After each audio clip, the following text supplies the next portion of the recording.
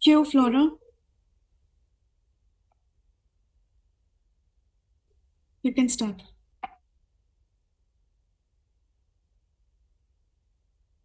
Good morning, viewers. We are here today with the Karnataka Election Results 2023, right on IndianExpress.com. And with us today to discuss all about Karnataka elections, we have Vandita Mishra, National Opinion Editor of the Indian Express, and Liz Matthew, our in-house BJP expert and Deputy Political Editor, the Indian Express. Vandita and Liz, welcome and good morning.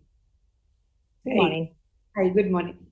So for starters, the BJP, Congress and the JDS fates are being decided at 4,256 tables in 36 counting centers across 34 districts of Karnataka. For starters, Liz, with you, how is it looking now, the trends and the leads so far? Yeah, the trends as of now, according to IndianExpress.com, it is 122 for Congress, BJP 69 and JDS 26 and others 7. So this gives a clear edge for Congress. Of course, it is trends and it is just 11, just few minutes past 11. So there are many, I'm sure there are many centers to be counted. But, you know, and as we have seen the trend since like 8:30, the Congress, barring the initial few minutes, where the postal votes were counted, the Congress has more or less maintained the lead and a clear, lead over the BJP. And BJP was close in the beginning, but later it is now, below 69 now. So that shows that it is a definite, election, and the fears of hung assembly were there even till the last moment, and even after counting started, it looks like, as of now, if the trend is keeping, it looks like it is going to be a clear victory for Congress. And the JDS expected, it doesn't look like JDS will be a kingmaker or something. In fact, as of now, JDS's lead shows only 25. So that means, it has come down almost a dozen seats. A dozen seats they lost. If it is the trend, and this is like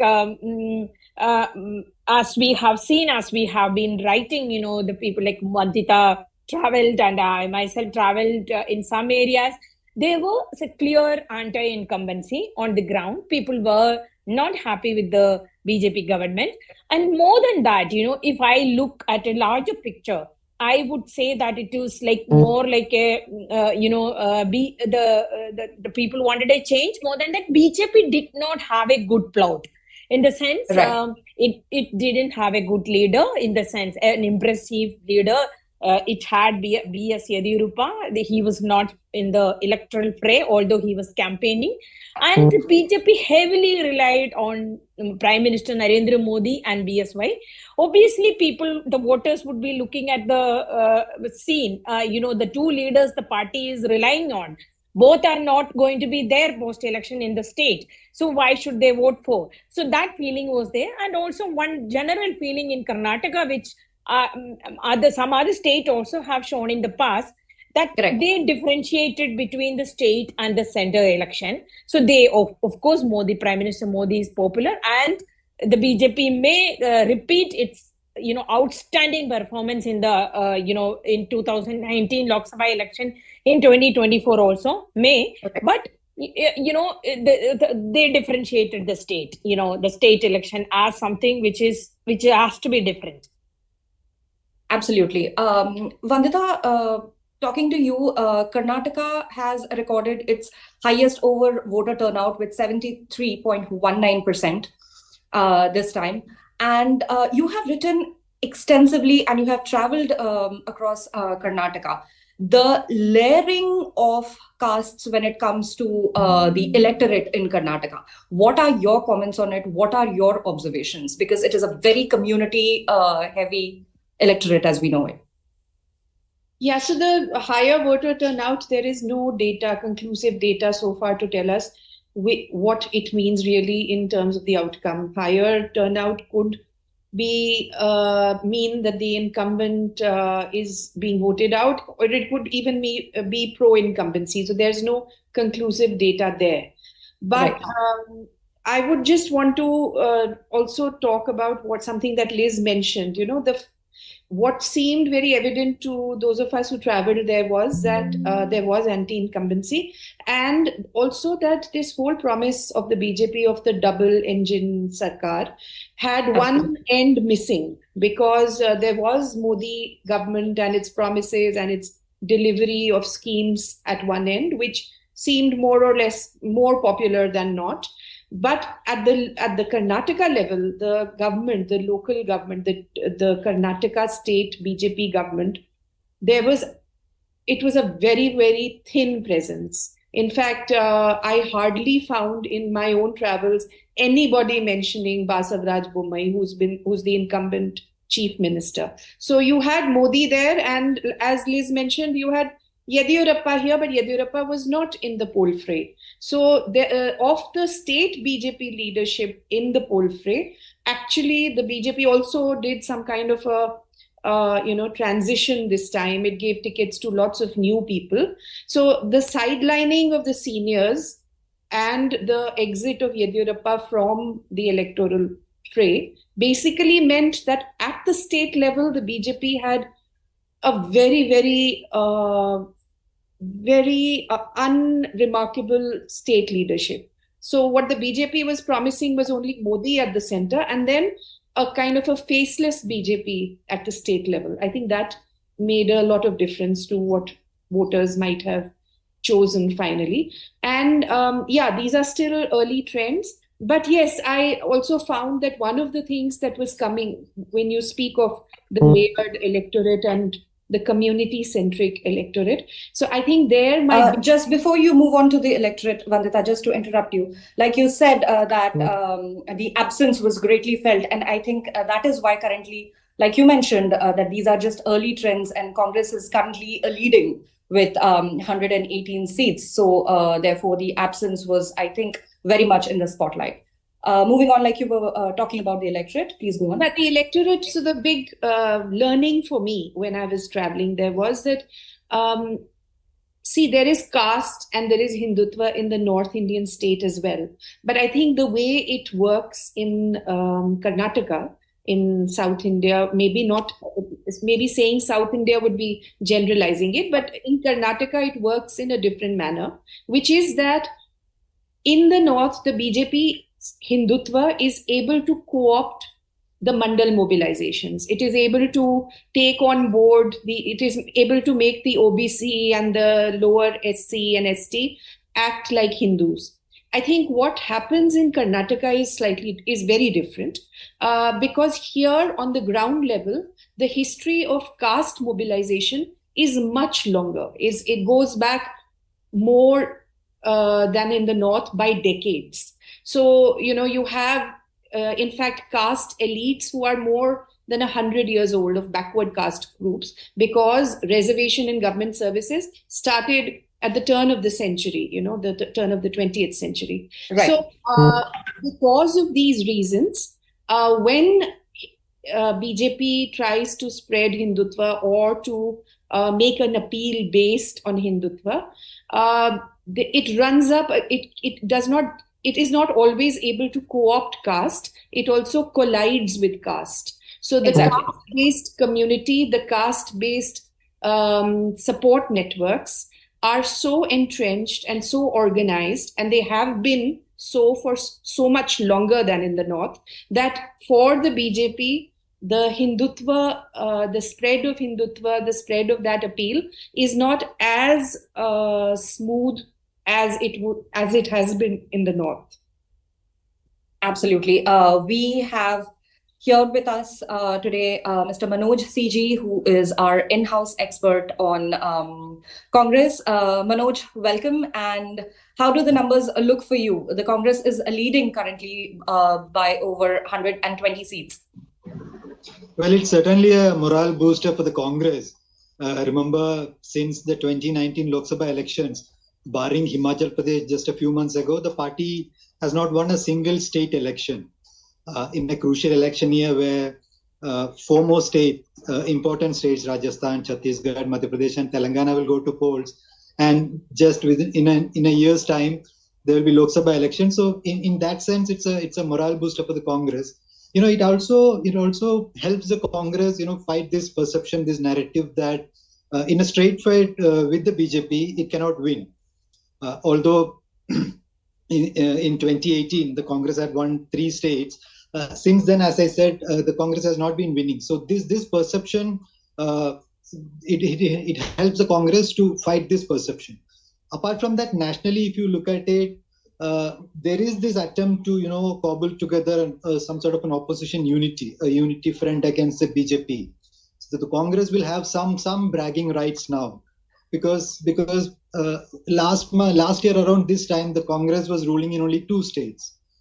After it lost Punjab, when Aam Aadmi Party won Punjab, the Aam Aadmi Party was ruling in Delhi and Punjab, and the Congress only in Rajasthan and Chhattisgarh. So within a year's time, it has won Himachal, and now it seems to be on course to win Karnataka as well.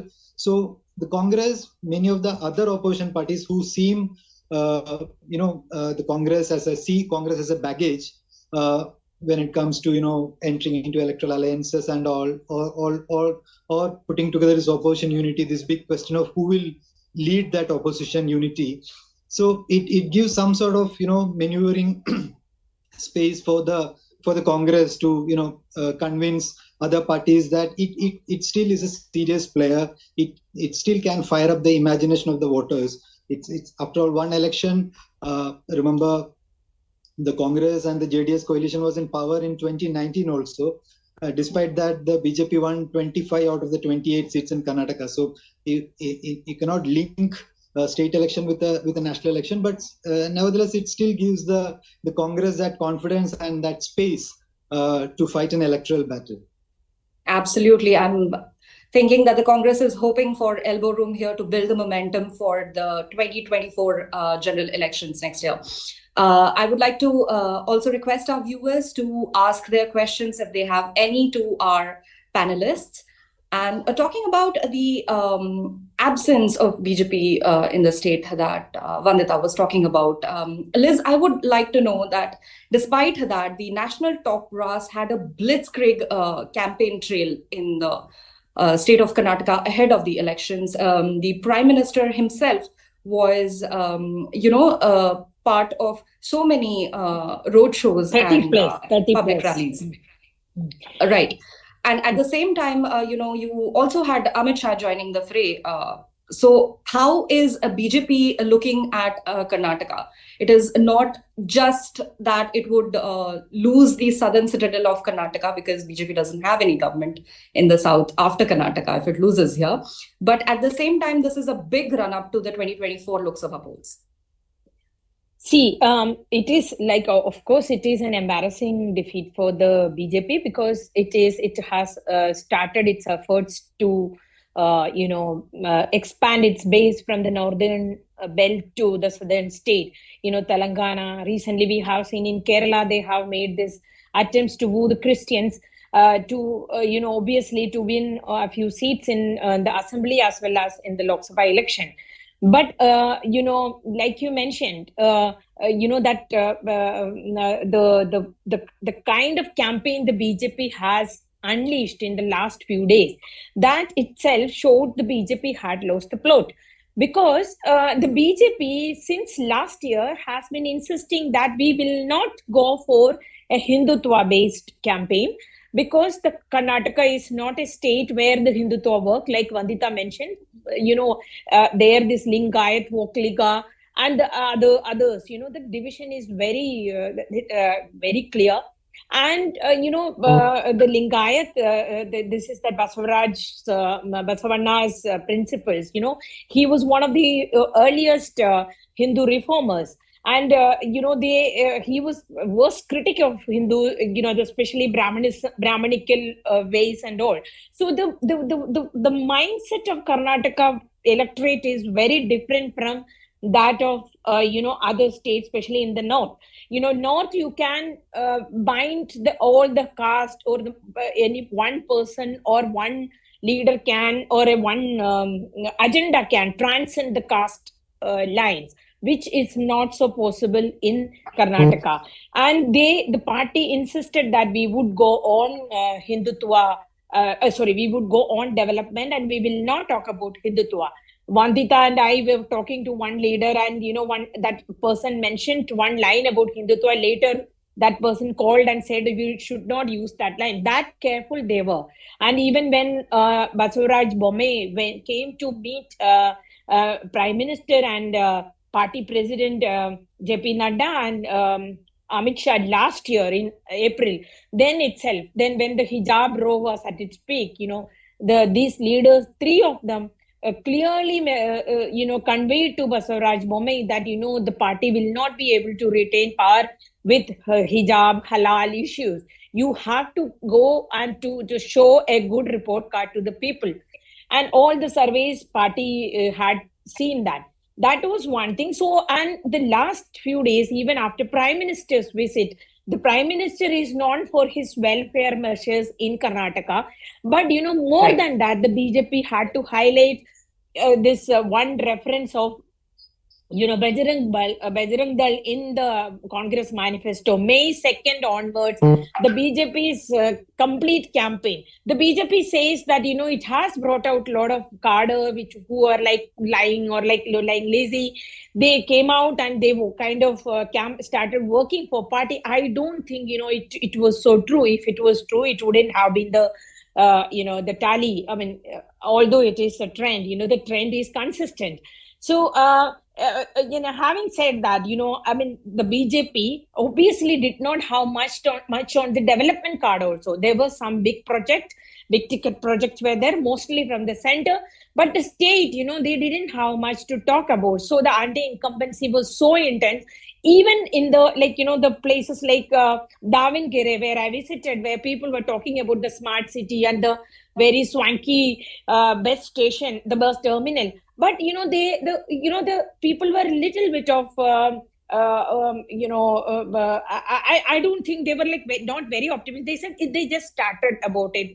They were apprehensive about how these projects will go on and how a repeat of BJP and BJP MLAs would what would it do to us or the constituency. That apprehension was very much weighing in their minds. And so the heavy reliance on, like both of me and Vandita said earlier, the heavy reliance on Modi, and Prime Minister Modi would go after Karnataka election. This is what Congress, and the Congress here, whereas the BJP lost the plot, Congress actually had succeeded in creating a narrative. Unlike in many other states, the Congress has successfully created a narrative. The corrupt government, the BJP government, is at 40%, kind of stuck to the BJP till the last moment. And also, not just that, the Congress, for a change, stuck to the local issues, local leadership.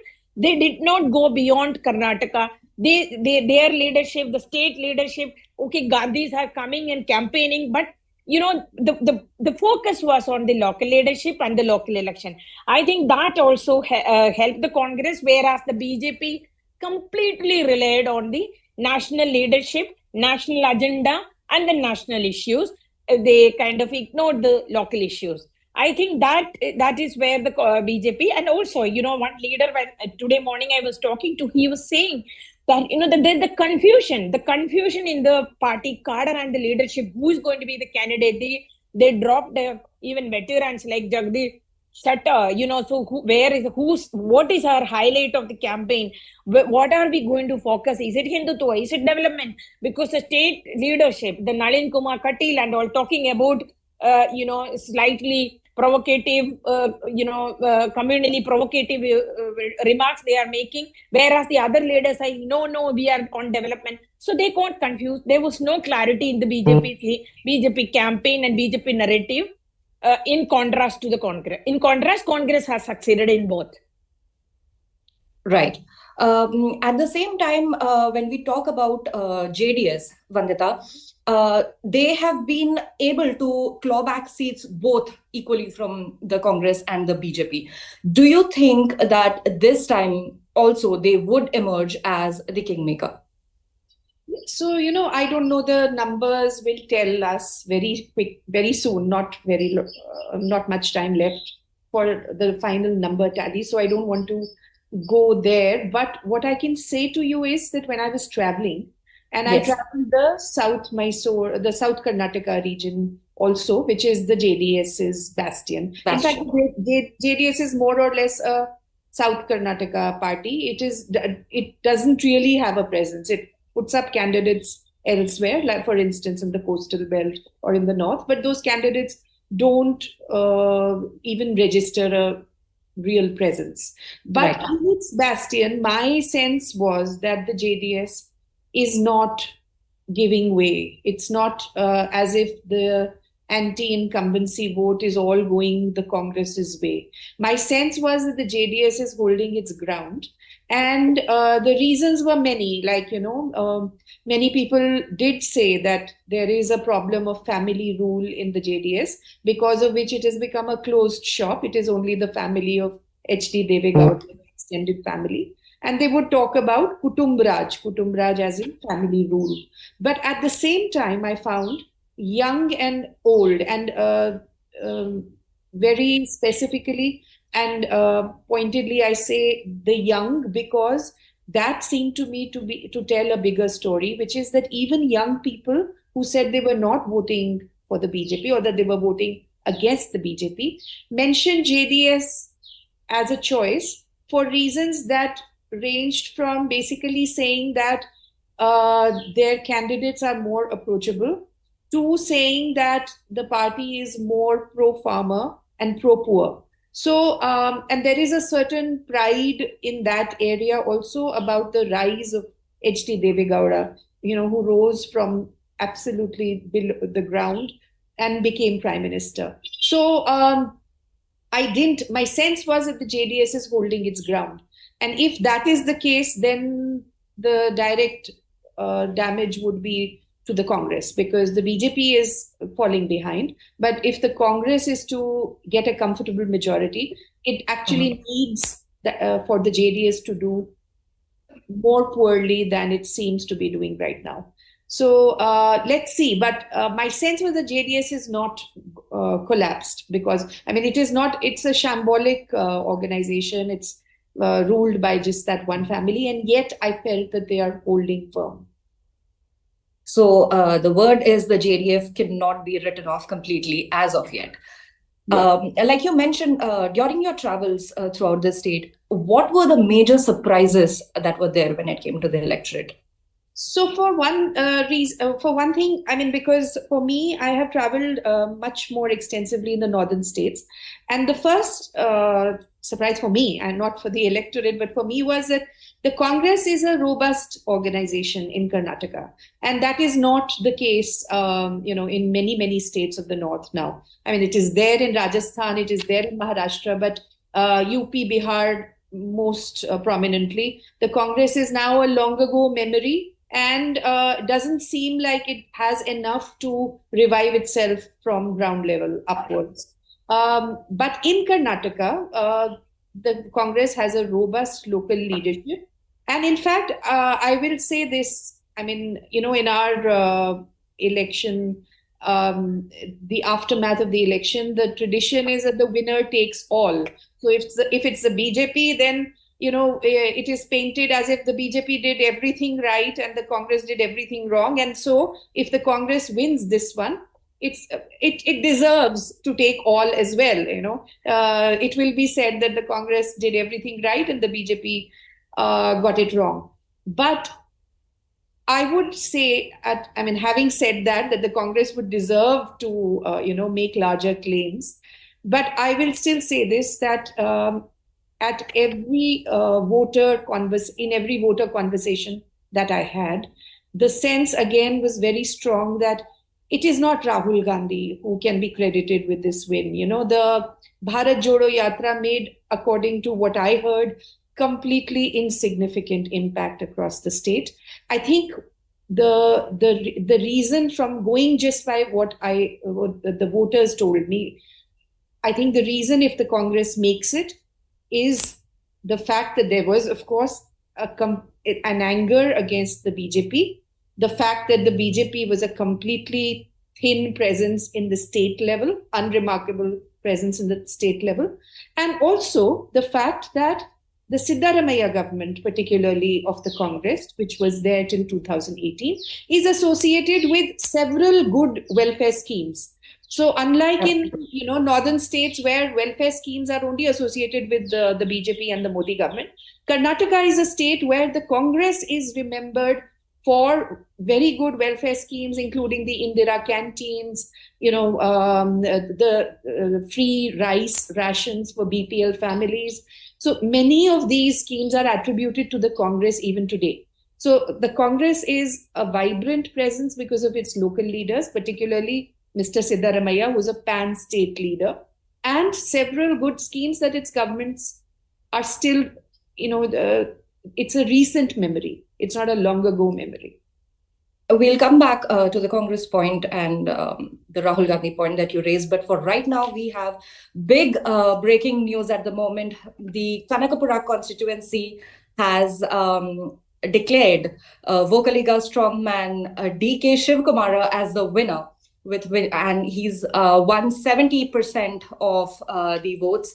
It is the home turf of the KPCC chief. And Manoj, your thoughts on it? No, Mr. D.K. Shivkumar's victory, I don't think there is much surprise in that. Neither will be Mr. Siddaramaiah's victory. These are all foregone conclusions. These are safe seats.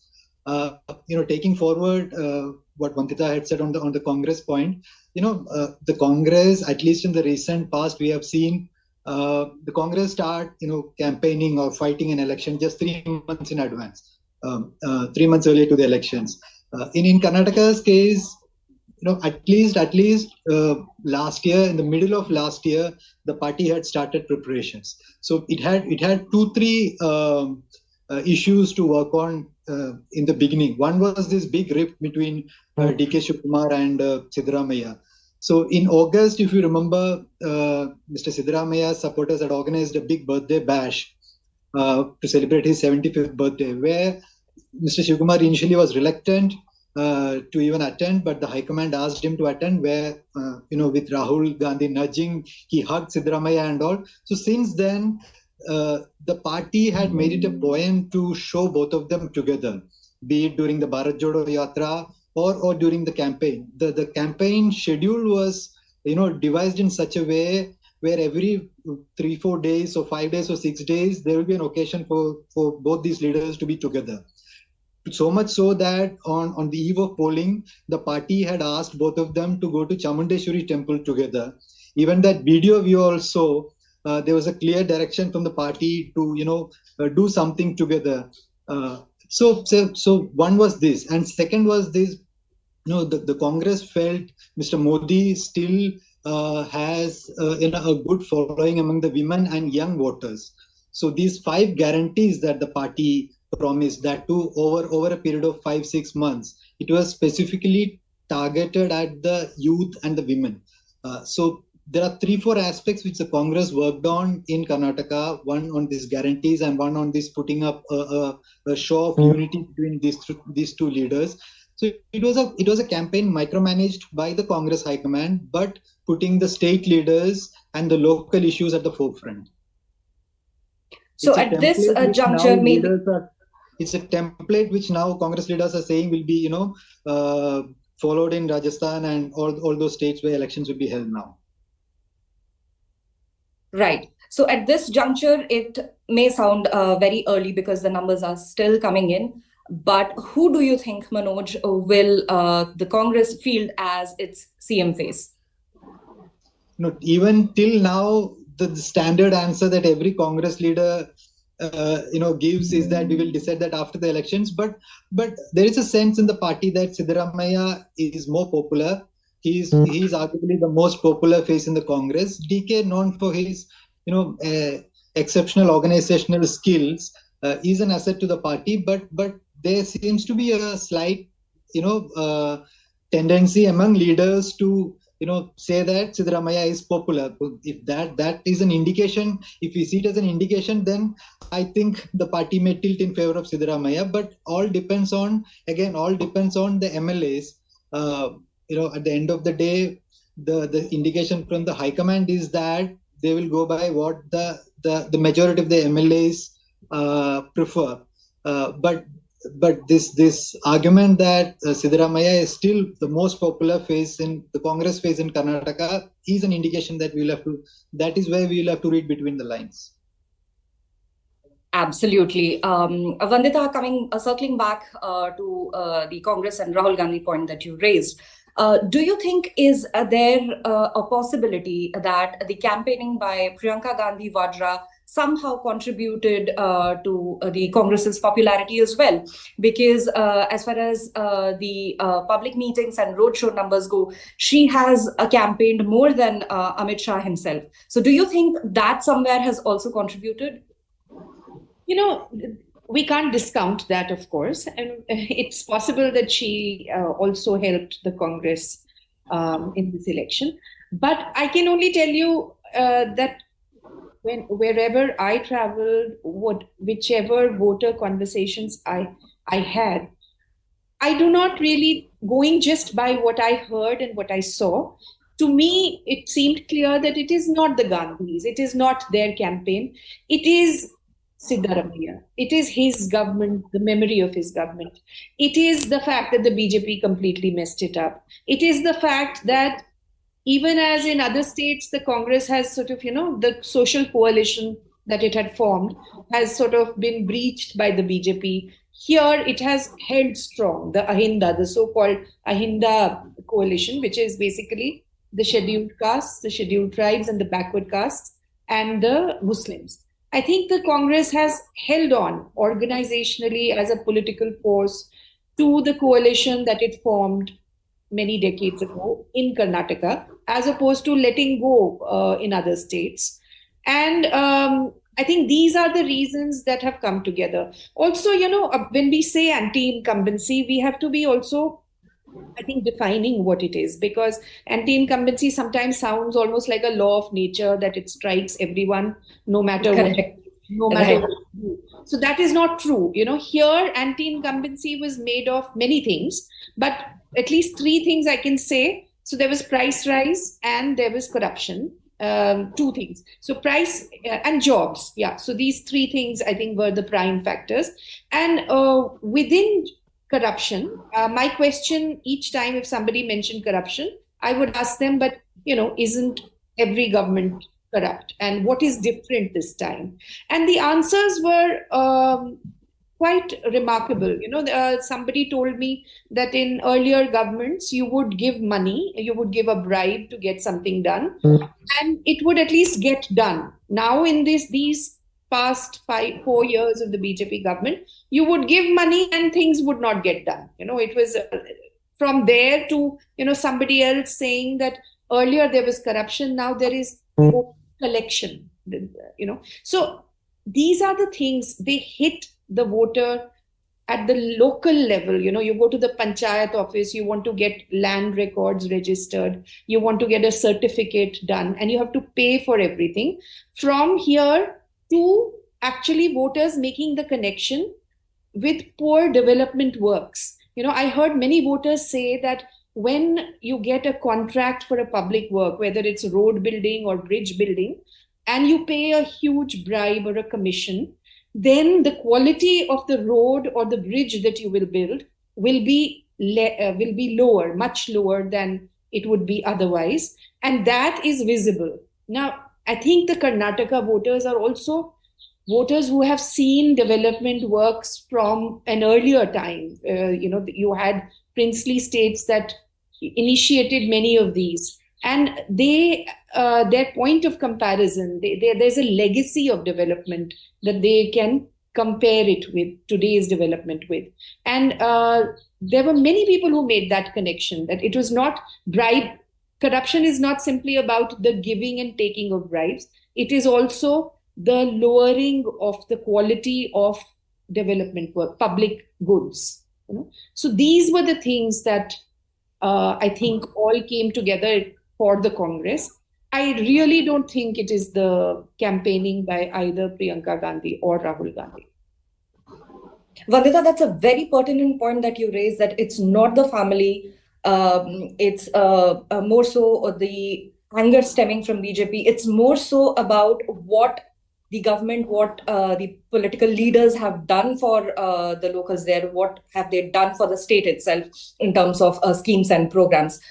Liz, coming to you, this anger that Vandita mentioned towards the BJP, what do you think that the top bastion of the Saffron Party can do to sort of mitigate this? See, the BJP needs, like, if this is going to be the result, the BJP would have to work hard in Karnataka, because they have done an experiment. They have tried to do a generation shift in the party, because they realize that there is no second rung leadership, because BS Yediyurappa is the most popular person, most popular leader, and BJP is kind of synonymous to BSY across the region in the state. So BJP,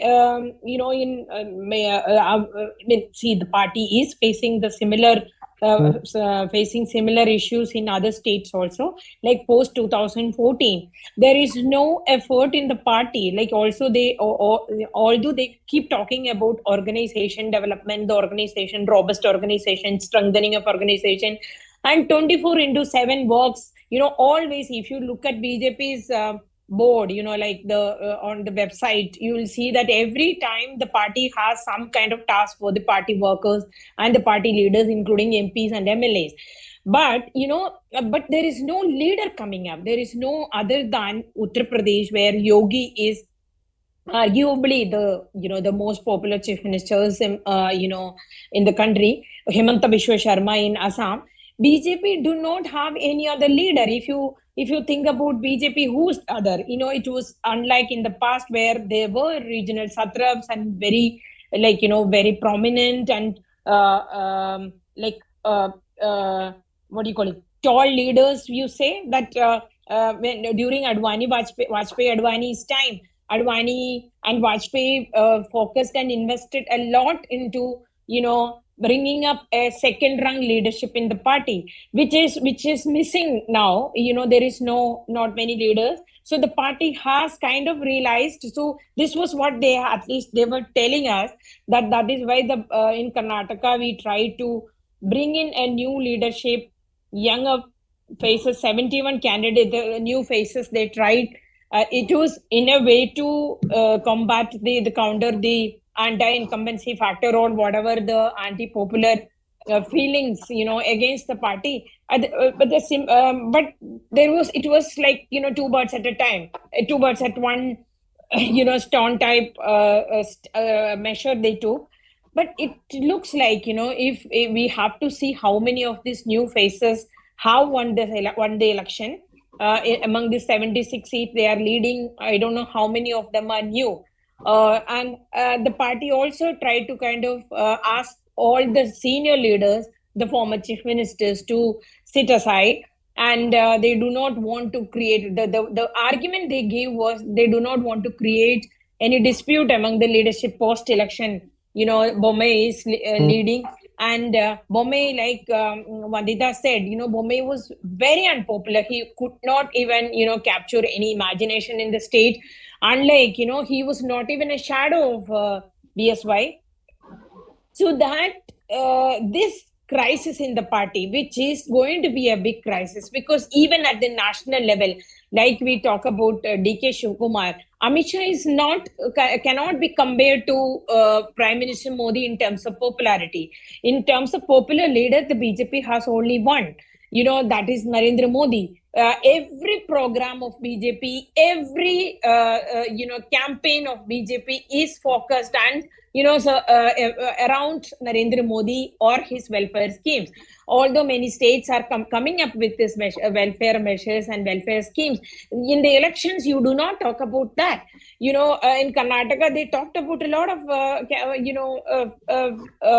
welfare and populist measures, but in the election nothing came to. I mean, people couldn't even notice something. There was no highlights, like of the BJP. What they talked about is the central schemes and Prime Minister Modi and B.S. Yediyurappa.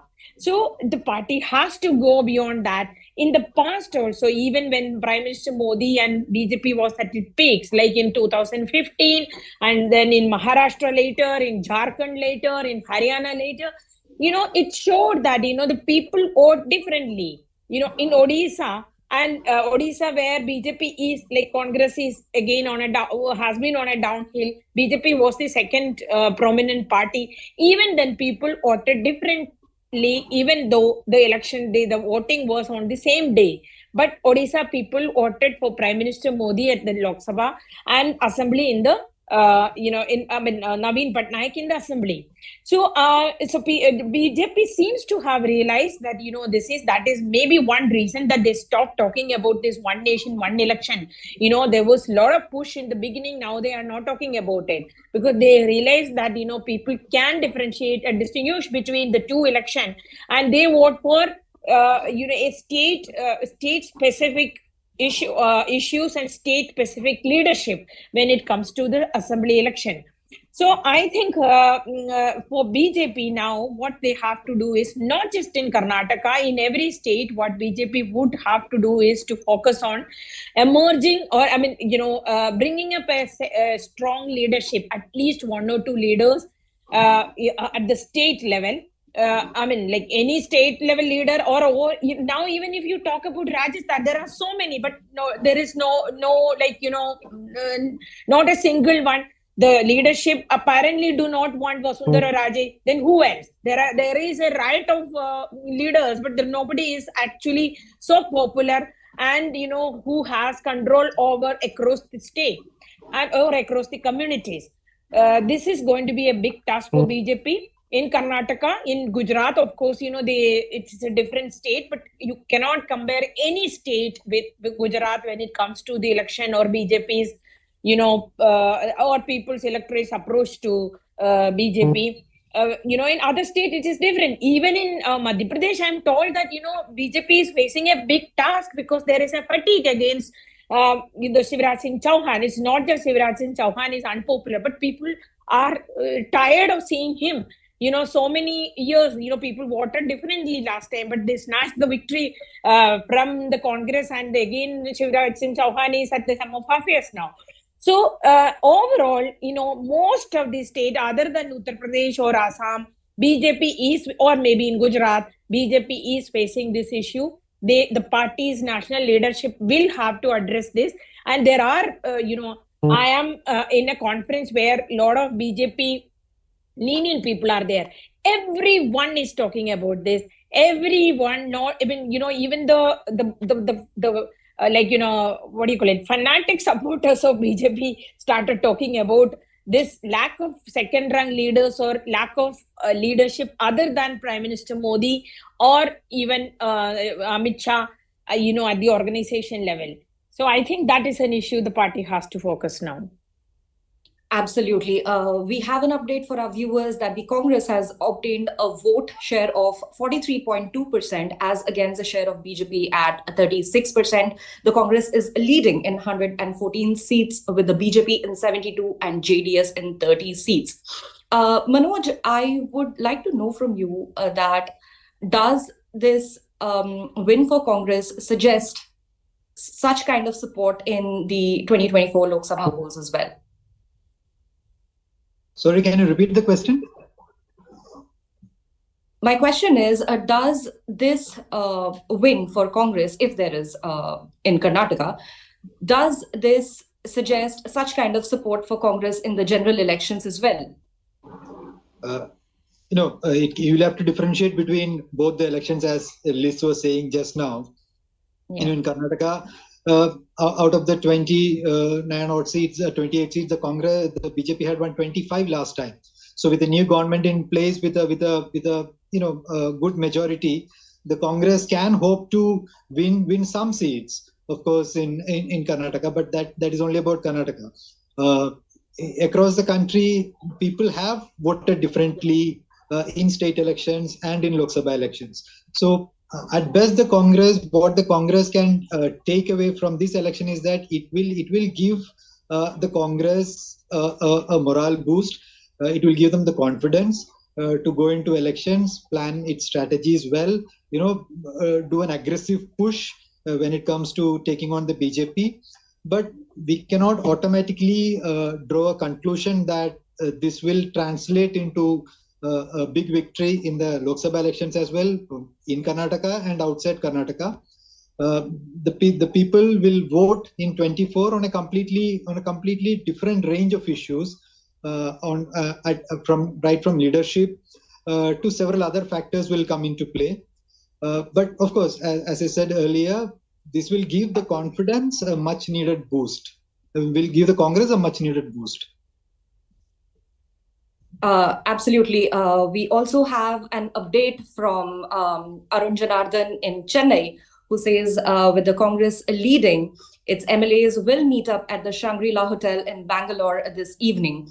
And it has come to the notice of the Indian Express exclusively that if the party secures less than 130 seats, then the MLAs will convene at a hotel in Mahabalipuram in Tamil Nadu. Before we wrap up, as we get more leads and trends for our viewers, last words towards the end of this discussion, starting with you, Vandita. Yeah, so, as Manoj just said, this is a state election, but it will have very important signals ahead of the 2024 parliamentary poll. But, an easy transposing of the results from here to there would be completely, would be completely misguided right now. So the Congress doing well in Karnataka does not mean that the Congress will do well at the center. But what it does mean is that the Congress is in the game. The Congress has won an important state. This is not just a small state. I mean, Himachal also it won, but Karnataka is a much more significant victory. So the Congress has something to build on, and it has got some good news ahead of 2024 for its own cadre, for its own support base. This is going to be an energizing factor, but it has to be careful of how it plays this, because if it lets this go to its head and reverts to its arrogant ways, then it would be a problem dealing with the other opposition parties and maybe perhaps forging an opposition front against the BJP. For the BJP has to, as Liz was saying, look at its leadership beyond Modi and Shah. And I think in the way that it has structured itself around them, it has done away with the second rung leadership. And Karnataka is a prime example of that.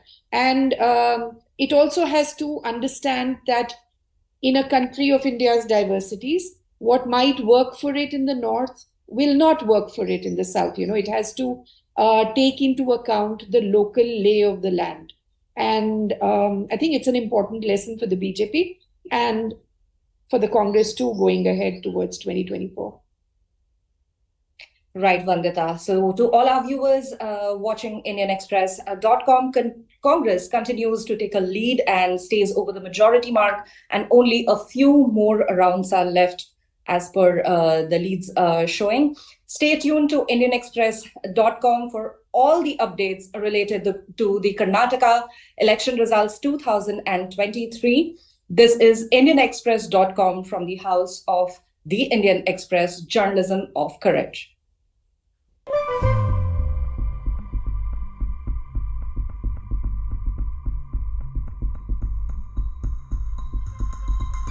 आपने भ्रष्टाचार के खिलाफ कर्नाटक में क्या किया? कौन सा कदम लिया आपने भ्रष्टाचार को रोकने के लिए?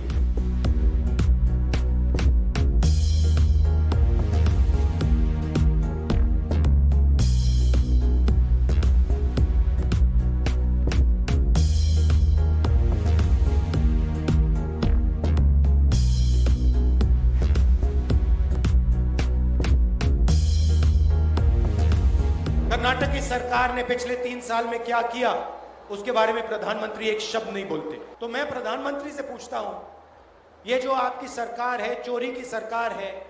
3 साल पहले ये सरकार बीजेपी ने चोरी की, लोकतंत्र को नष्ट करके चोरी की।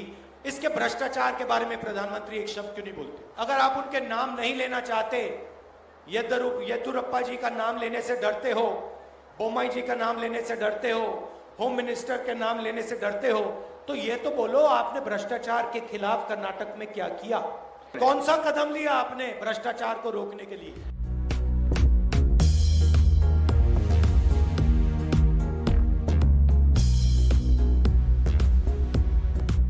कर्नाटका के लोगों को कांग्रेस और जेडीएस दोनों से सावधान रहना है। कांग्रेस जेडीएस दिखावे के लिए 2 दल है, लेकिन दिल से और अपनी करतूतों से ये दोनों एक ही है। ये दोनों परिवारवादी हैं, दोनों करप्शन को बढ़ावा देते हैं और दोनों समाज को बांटने की राजनीति करते हैं। इन दोनों दलों की प्राथमिकता कभी भी कर्नाटका का विकास नहीं है। आपके बच्चों का भविष्य उनकी चिंता का विषय नहीं है।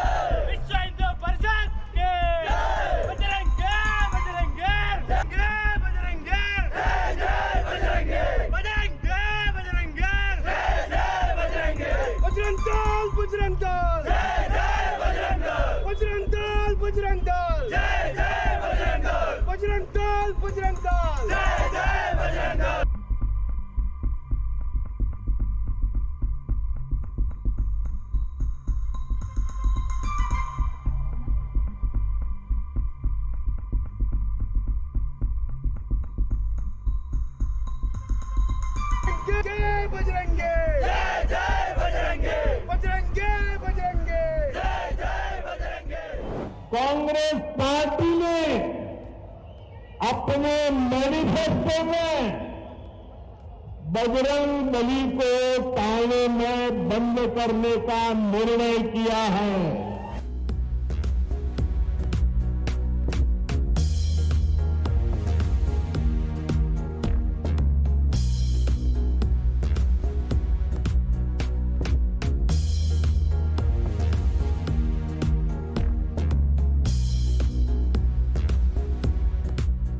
और आज जब मैं यहां हनुमान जी की इस पवित्र भूमि पर आया हूं, मेरे लिए हनुमान जी की इस पवित्र भूमि को नमन करना ये बहुत बड़ा सौभाग्य है। लेकिन दुर्भाग्य देखिए, जब मैं आज हनुमान जी की पवित्र भूमि को प्रणाम करने के लिए आया हूं, उसी समय कांग्रेस पार्टी ने अपने मैनिफेस्टो में बजरंग बली को ताने में बंद करने का निर्णय किया है। पहले प्रभु श्री राम को ताले में बंद किया और अब जय बजरंग बली बोलने वालों को ताले में बंद करने का संकल्प लिया है। यह देश का दुर्भाग्य है कि कांग्रेस पार्टी को प्रभु श्री राम से भी तकलीफ होती थी और अब और बजरंग बली बोलने वालों से भी तकलीफ हो रही है।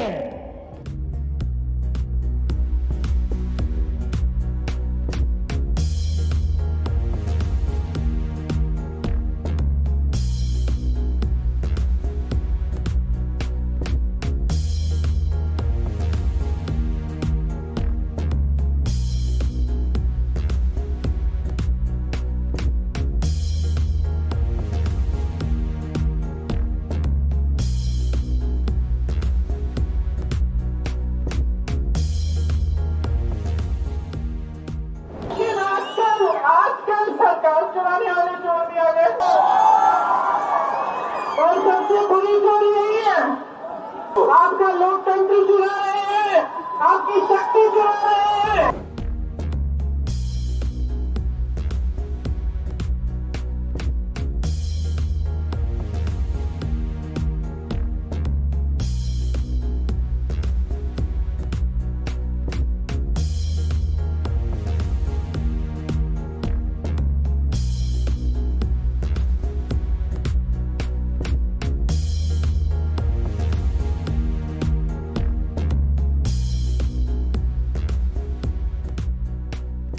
इस बार कांग्रेस को आप भारी बहुमत से जिताओ, ताकि आपकी जो सरकार बनेगी उसको कोई तोड़ नहीं पाएगा।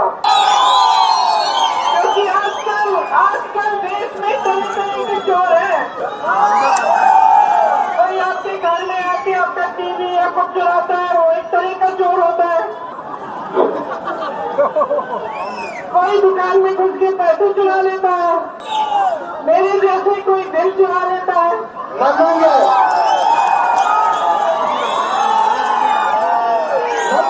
लेकिन आजकल सरकार चुराने वाले चोर भी आ गए। और सबसे बुरी चोरी यही है, आपका लोकतंत्र चुरा रहे हैं, आपकी शक्ति चुरा रहे हैं, आपकी संपत्ति चुरा रहे हैं। रोक दो, सारी शक्ति अभी भी आपके हाथों में है। चुनाव में सही पार्टी को वोट दो, सही सरकार बनाओ।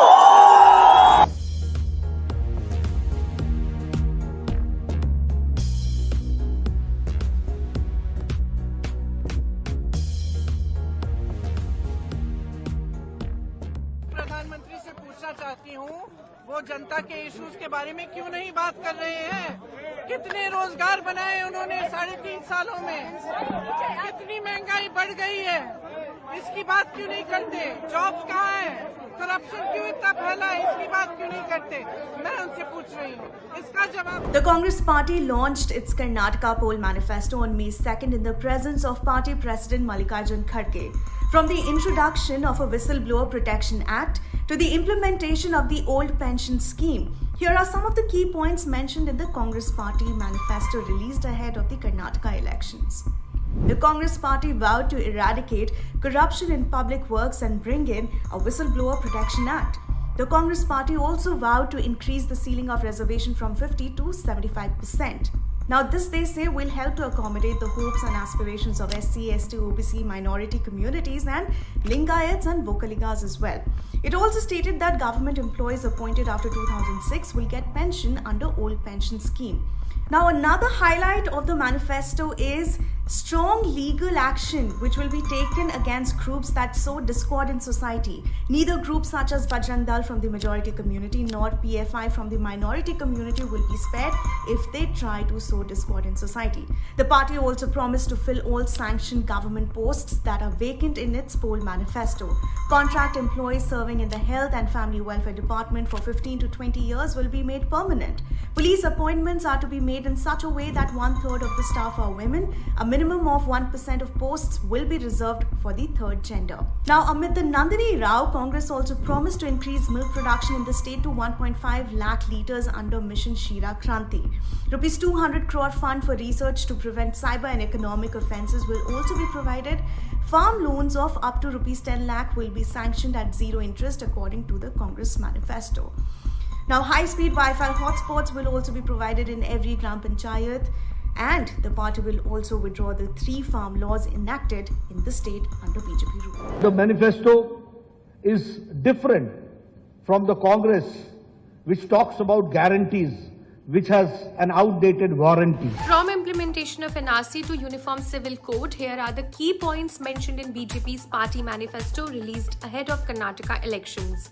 Manifesto promises the constitution of high-level committee who would make recommendations over implementation of Uniform Civil Code in Karnataka. It then said that it will introduce National Register of Citizens (NRC) in Karnataka to ensure speedy deportation of all illegal immigrants of the state.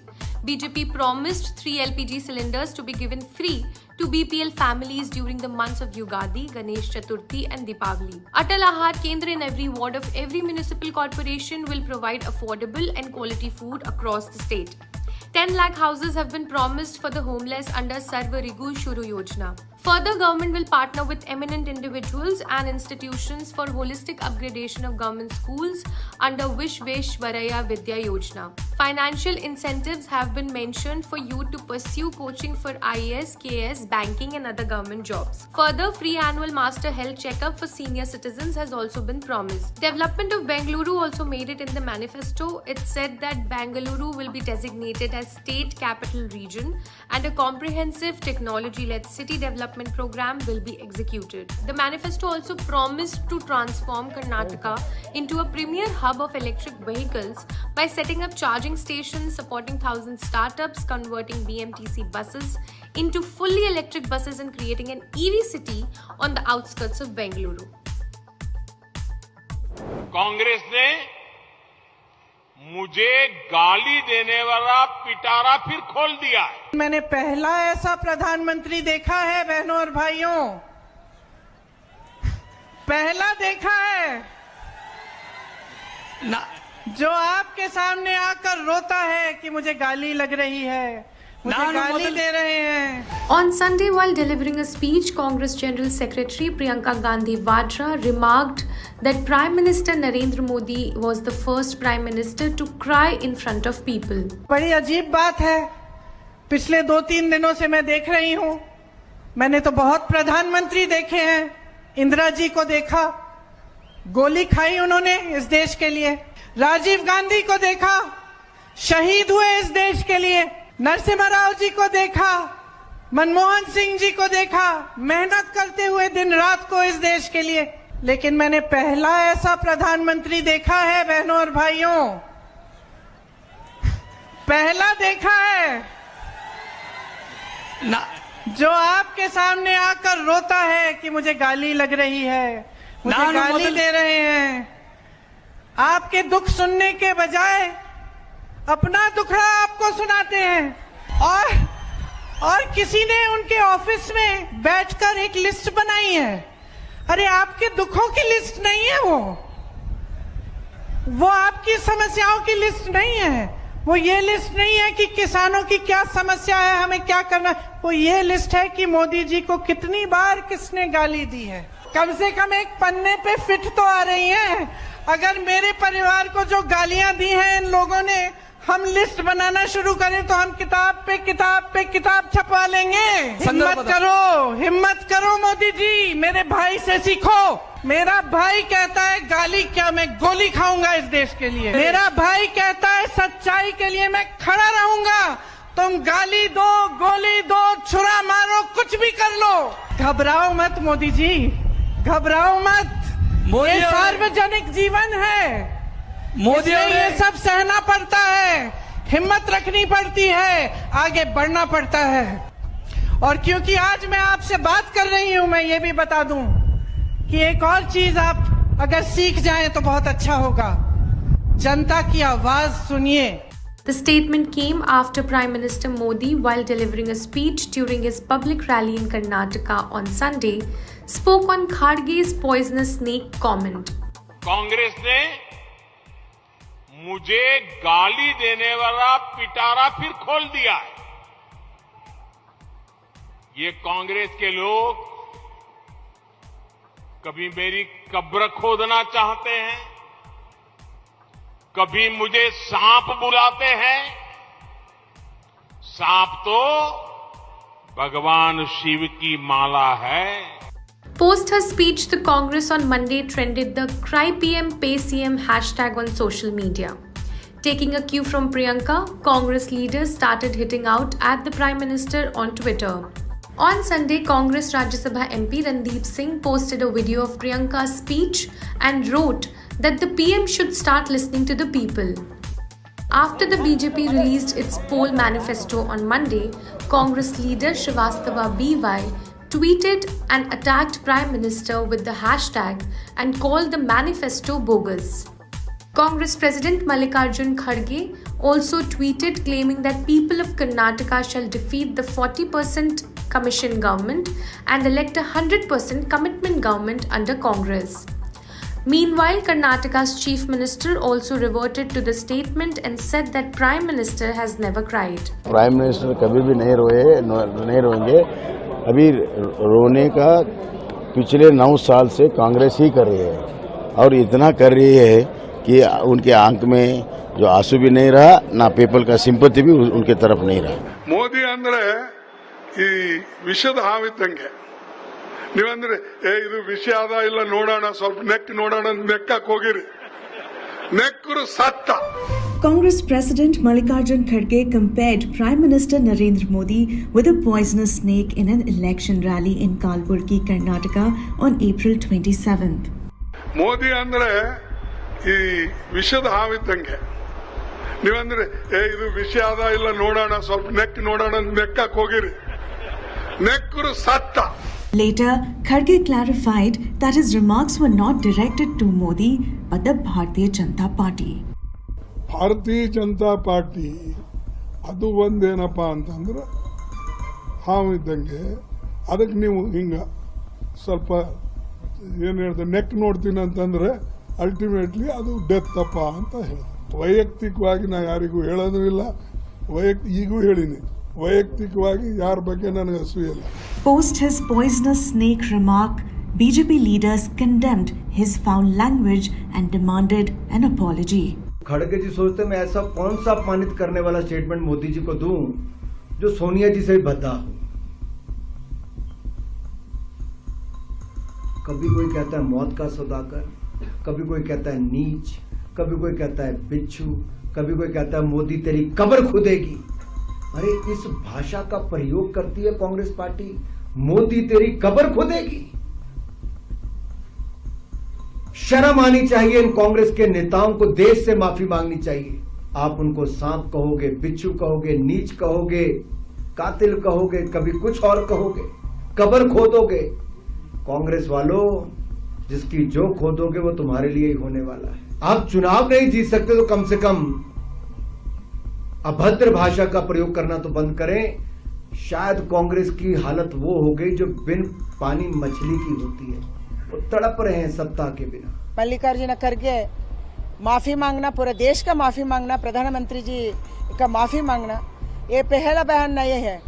पहले से वो कह के आई है मोदी जी चूहा है, मोदी जी रावण है, मौत का सौदागर है. ऐसा कांग्रेस नेता ने बहुत दिन से ऐसे बोल रहे हैं. ये कांग्रेस का, इसीलिए कांग्रेस इतना नीचे गए हैं. वो कर्नाटक में ऐसे करना चाहते हैं. BJP Yuva Morcha National President Tejasvi Surya in a tweet called his comment cheap.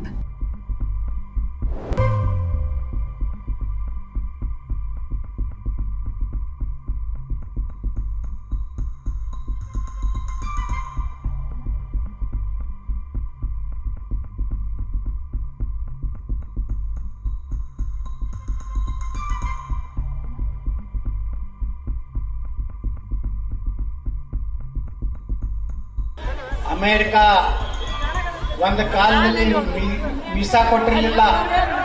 ಇವತ್ತು ನಮ್ಮ ಪ್ರಧಾನಮಂತ್ರಿಗಳನ್ನ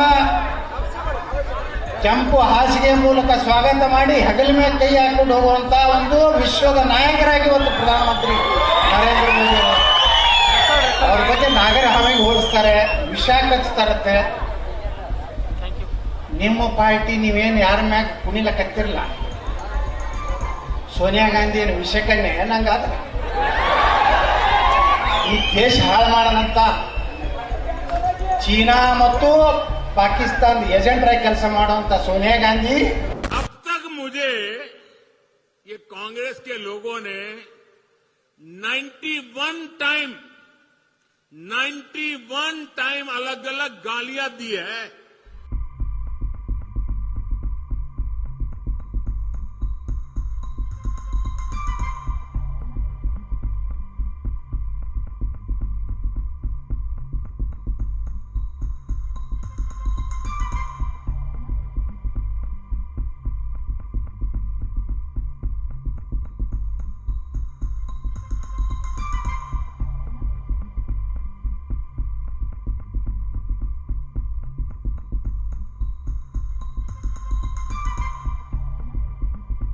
कांग्रेस ने फिर से मुझे गालियां देने का काम शुरू कर दिया है। मैंने देखा किसी ने उन गालियों की लिस्ट बनाई है और वो गालियों की लिस्ट मुझे दी है।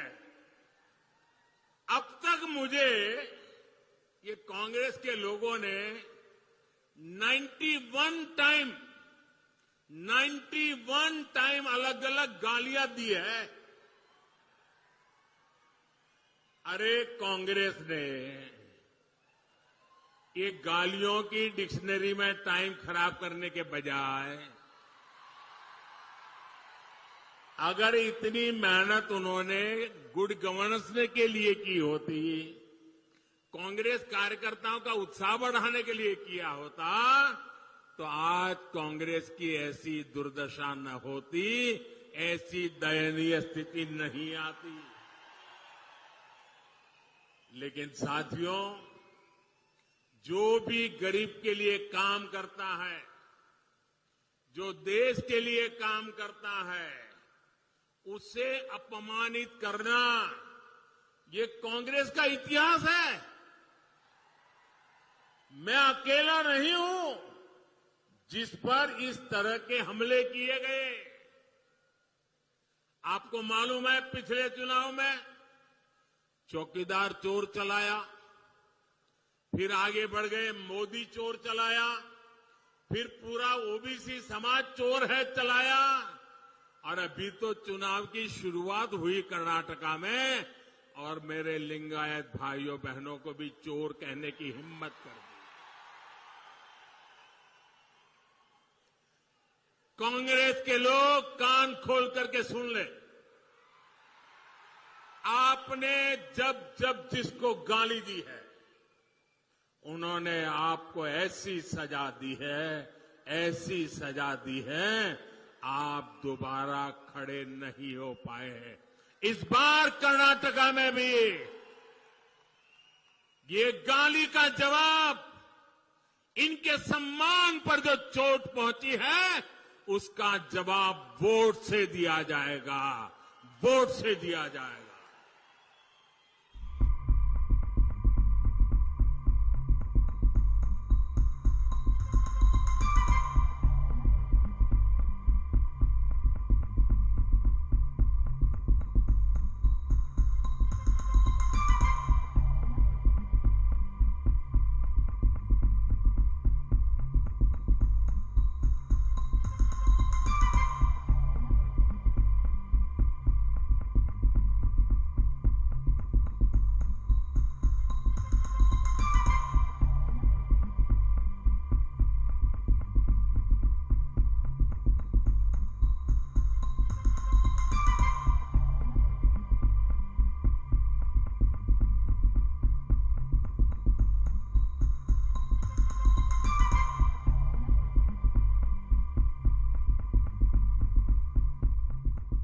The Hassan Assembly seat has been won 6 times by H.D. Devegowda, former Prime Minister and former Chief Minister of Karnataka.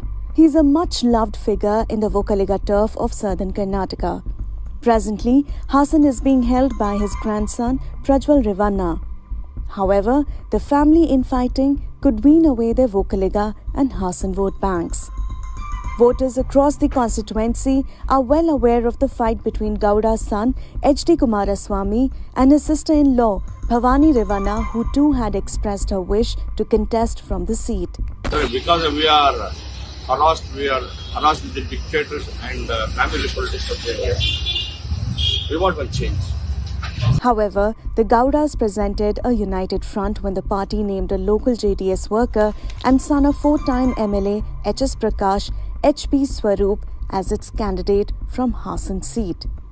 The Gowda family has a direct influence on the voters of Hassan. Deve Gowda is a Rajya Sabha MP. He has 6 children, 2 of whom, HD Ravanna and HD Kumaraswamy, are in politics. From Kumaraswamy's side of the family, it's Kumaraswamy, the MLA from Channapatna, who is contesting again. His wife Anita, the MLA from Ramanagara segment, and their son Nikhil, the JDS Youth Wing president who lost the 2019 Lok Sabha elections from Mandya. Nikhil is now contesting the May 10th election from his mother's constituency, Ramnagara. From HD Ravanna's side, while he is the MLA from Holan Rasipura and is contesting from there again, his wife Bhavani, who hasn't got an assembly ticket, is a member of Hassan Zilla Panchayat. One of their sons, Prajwal, is the Hassan Lok Sabha MP, while another, Suraj, is an MLC. JDS aims to overcome family rift, win back Bastion, but BJP stands in the way. In 2018, Preetham Gowda defeated HS Prakash by 13,000 votes, ending the latter's 3-year winning streak. JDS candidate Swaroop Prakash will now face off against BJP's Preetham Gowda in Hassan, Karnataka. Swaroop, who is making his electoral debut, is planning to counter Gowda on corruption, poor developmental work and arrogance. Speaking to the Indian Express's Liz Matthew, MLA Preetham Gowda of BJP said that he is working to get more support from Muslims. See, emotional is the playing card which Gowda family has been playing from past 25-30 years. For that, we need to have a counter with a concrete solution on ground.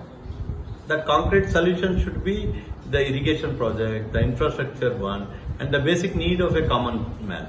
And that once you give them confidence and prove with your work in the time you get the opportunity, I think people will not look back at any of your emotional things. They will go with the development and the person who will be there for them 24/7. So this community division, Muslim go there, Vokliga go there, Lingayat go there. You think that the development and such constructive work go beyond? Go over it? You please take a case study of Hassan in 2023 election. I will minimum get a Muslim dominated areas vote of 33%. I'm not saying 51%. You can mark my words. Check the results on May 13th. I'll be able to fetch at least 33% of the Muslims vote. I strongly believe there was no serious politics happening opponent to Gowda family. In the sense, we can't be a part-time politician coming during election, filing nomination, go to people and say, Gowda family has done nothing, they're into only family politics, so vote for me. People have to get trust on the party or the candidate who will make that comment. So actually you have to prove on the ground for at least 3 to 4 years that you're working for people of the constituency, you're working for people so that you have some vision for the next 5 years. These are all the issues which will connect to the public. And then once you get that confidence with the public, public are definitely looking for the change in the Vokliga Bastion. And one typical example or the scenario is Hassan one, wherein people are ready to get Preetham Gowda back for the second time. That itself is a sign of the mentality or the mood of the Vokliga Bastion in Old Mysore region.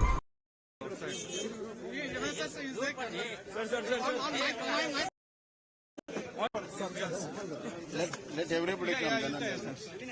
Sir, 2 minutes. Yes. Sir.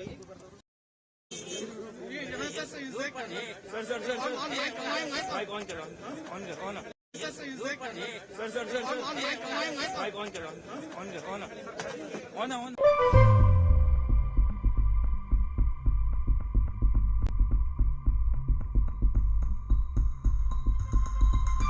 आपने भ्रष्टाचार के खिलाफ कर्नाटक में क्या किया? कौन सा कदम लिया आपने भ्रष्टाचार को रोकने के लिए?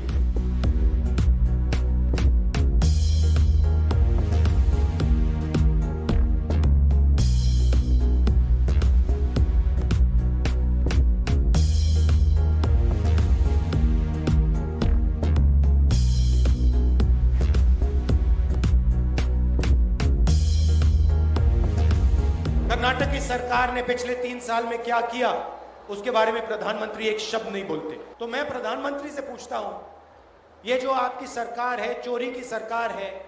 3 साल पहले ये सरकार बीजेपी ने चोरी की, लोकतंत्र को नष्ट करके चोरी की। इसके भ्रष्टाचार के बारे में प्रधानमंत्री एक शब्द क्यों नहीं बोलते? अगर आप उनके नाम नहीं लेना चाहते, येदुरप्पा जी का नाम लेने से डरते हो, बोम्मई जी का नाम लेने से डरते हो, होम मिनिस्टर के नाम लेने से डरते हो, तो ये तो बोलो आपने भ्रष्टाचार के खिलाफ कर्नाटक में क्या किया? कौन सा कदम लिया आपने भ्रष्टाचार को रोकने के लिए?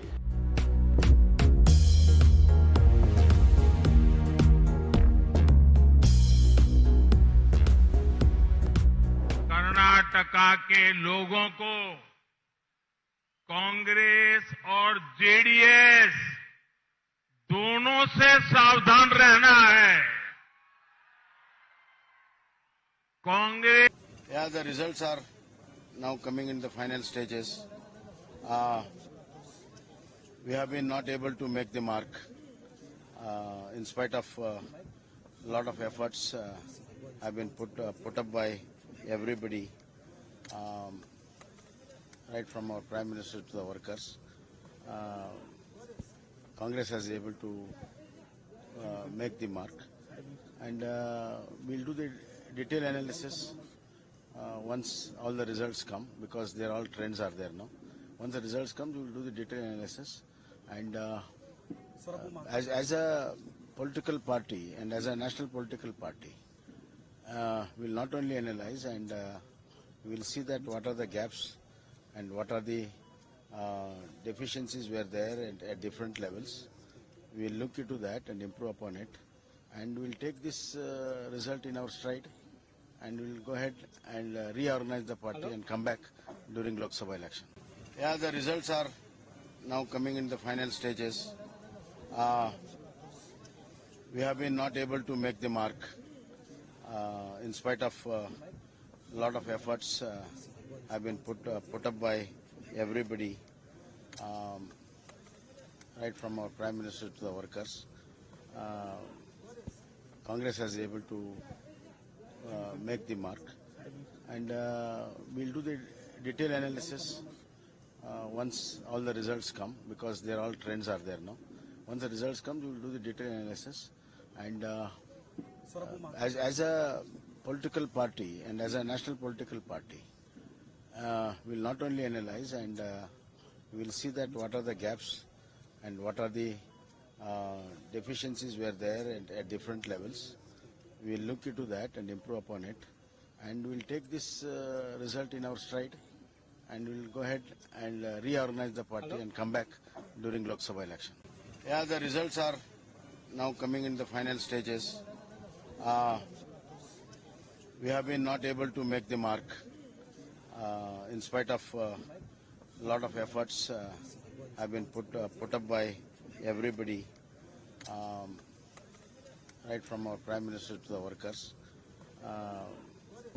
Congress has been able to make the mark, and we'll do the detailed analysis once all the results come, because they're all trends are there now.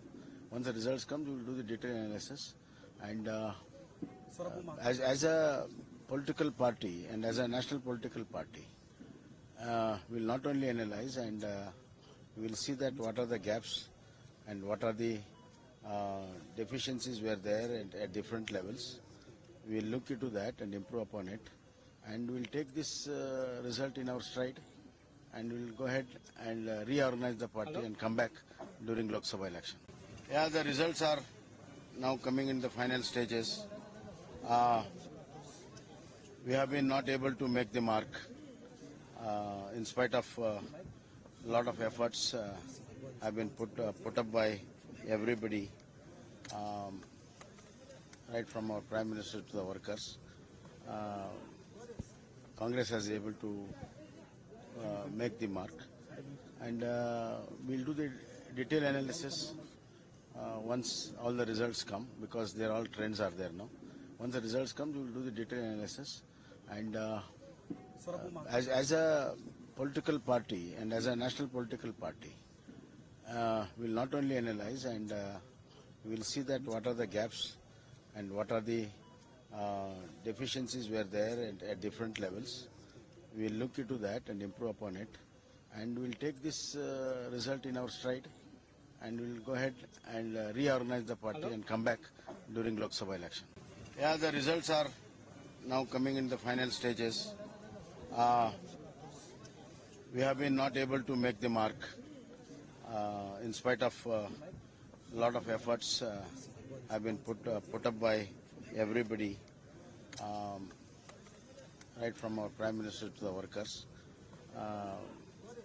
Congress has been able to make the mark, and we'll do the detailed analysis once all the results come, because they're all trends are there now. Once the results come, we'll do the detailed analysis, and as a political party and as a national political party, we'll not only analyze and we'll see that what are the gaps and what are the deficiencies were there at different levels. We'll look into that and improve upon it, and we'll take this result in our stride, and we'll go ahead and reorganize the party and come back during Lok Sabha election. Yeah, the results are now coming in the final stages. We have been not able to make the mark in spite of a lot of efforts have been put up by everybody, right from our Prime Minister to the workers. Congress has been able to make the mark, and we'll do the detailed analysis once all the results come, because they're all trends are there now. Once the results come, we'll do the detailed analysis, and as a political party and as a national political party, we'll not only analyze and we'll see that what are the gaps and what are the deficiencies were there at different levels.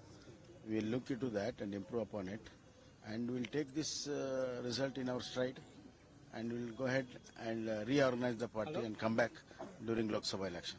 Yeah, the results are now coming in the final stages.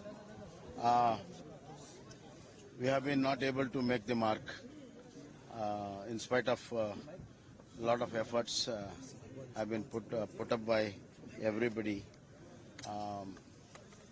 right from our Prime Minister to the workers. Congress has been able to make the mark, and we'll do the detailed analysis once all the results come, because they're all trends are there now. Once the results come, we'll do the detailed analysis, and as a political party and as a national political party, we'll not only analyze and we'll see that what are the gaps and what are the deficiencies were there at different levels.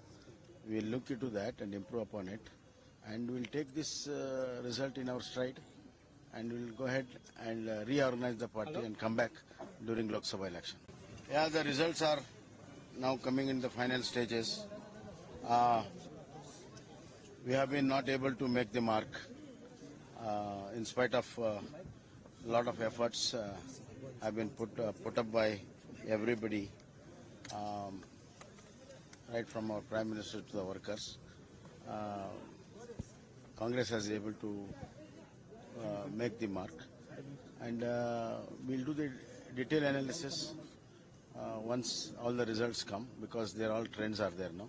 Once the results come, we'll do the detailed analysis, and as a political party and as a national political party, we'll not only analyze and we'll see that what are the gaps and what are the deficiencies were there at different levels.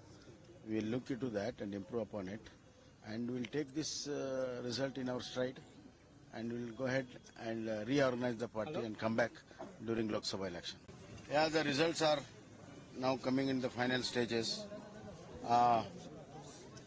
We have been not able to make the mark in spite of a lot of efforts have been put up by everybody, right from our Prime Minister to the workers.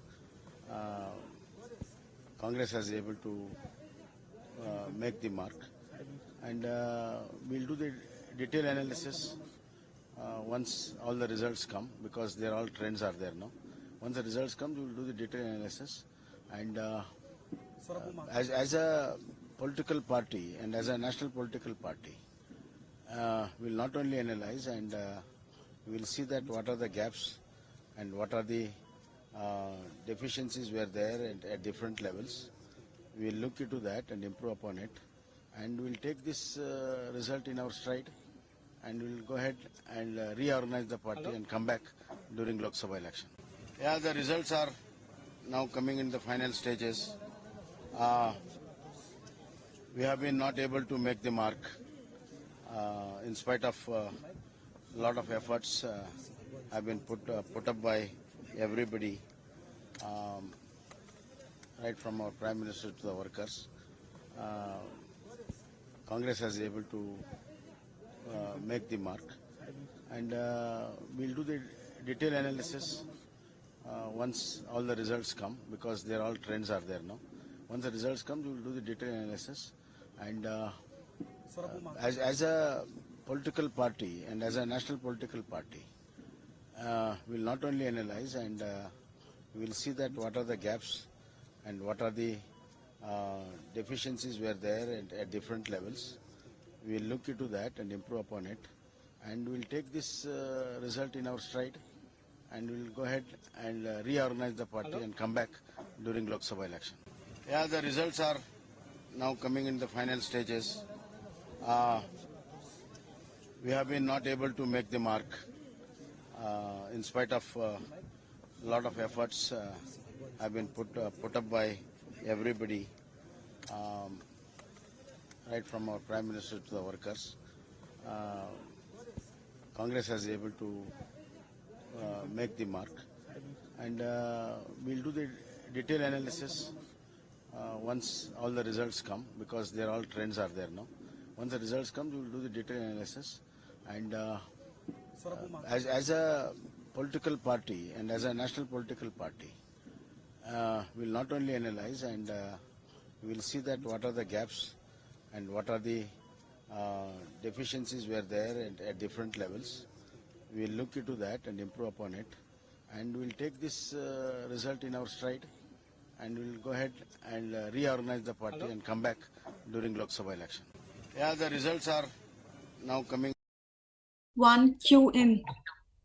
Hello everyone, this is Vidhati Rao from the Indian Express. Welcome back to our special broadcast analyzing the Karnataka Assembly election results. It's about 12:45 right now, and it is clear that the Congress is looking at a win here. I'm on the Election Commission's website, and it says that the party is leading in 127 seats, and it has already won. One seat has already been declared. So at this moment, to analyze this and to dissect the larger factors at play, we have a Karnataka bureau with us. We have our resident editor, Johnson sir, and our reporters, Kiran Parashar, Sanat Prasad. First, I want to go over to Johnson sir and ask him what these numbers mean at the moment, what have been the broader trends, and just the big picture, just looking at these numbers right now. Over to you, sir. So the Congress is clearly on its way to a full majority. So I think they should get at least 130 seats from the trends now, because most of the trends are now available. So I think it is a bit of a reflection on the anti-incumbency against the BJP that was here, and then a lot of local issues with regard to caste alienation and inflation and price and cost of living, and juxtaposed against the Congress promises, which were largely directed at the weaker and the poorer sections of society. So I think if you see the vote share, I think the BJP still holds its vote share, but the Congress seems to have had a surge by about 5 to 6%. So the last time the Congress was ahead by 2%, but still had a fewer seats at 80. But this time I think they will reach about 130 seats with the surge in their vote percentage. Right. I'll get back to you on like specific regions and what the voting patterns have been here. But first, since it's clearly looking like a Congress show all the way, I wanna get in Kiran sir and asking about the two major Congress seats in the fray this time. Obviously, the tallest leaders in the state are Siddaramaiah and DK Shivakumar.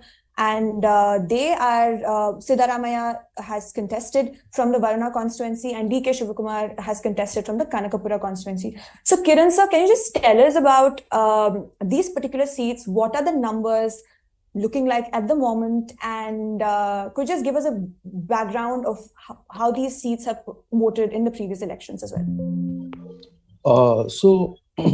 When it comes to Kanakapura Assembly segment, which is from where Congress State President of Karnataka, DK Shivakumar, contests. It was always a cakewalk for him, and he's a 7-time MLA from the same assembly segment, and they have a strong hold. So BJP, in an attempt to surprise, announced a ticket to R. Ashoka. However, there was no competition or a fight between R. Ashoka and DK Shivakumar. I think Sanath can explain about specifically about how he saw Kanakapura Assembly segment and the fight there. I think he'll be appropriate to. Right. Could you tell us a little bit about Varuna and also the numbers right now? What are we looking at in Varuna? What's happening there? So in Varuna, line up to the elections, V. Somana, who was MLA from Govindaraj Nagar constituency in Bangalore, was denied ticket there, and he was given ticket in Chamarajanagar and Varuna Assembly segment as well. The logic behind giving a ticket to V. Somana in Varuna Assembly segment is because of a majority of Lingayat vote, which they assumed that it would swing towards BJP. However, the results as of now shows that he is going to suffer a huge loss both in Varuna and Chamarajanagar district as well, in Chamarajanagar Assembly segment as well. So here you will have to also see Congress has managed to retain some of the seats which it had lost in 2018 Assembly elections. For example, if you take Nanjangud, BJP had made its mark in Nanjangud in 2018.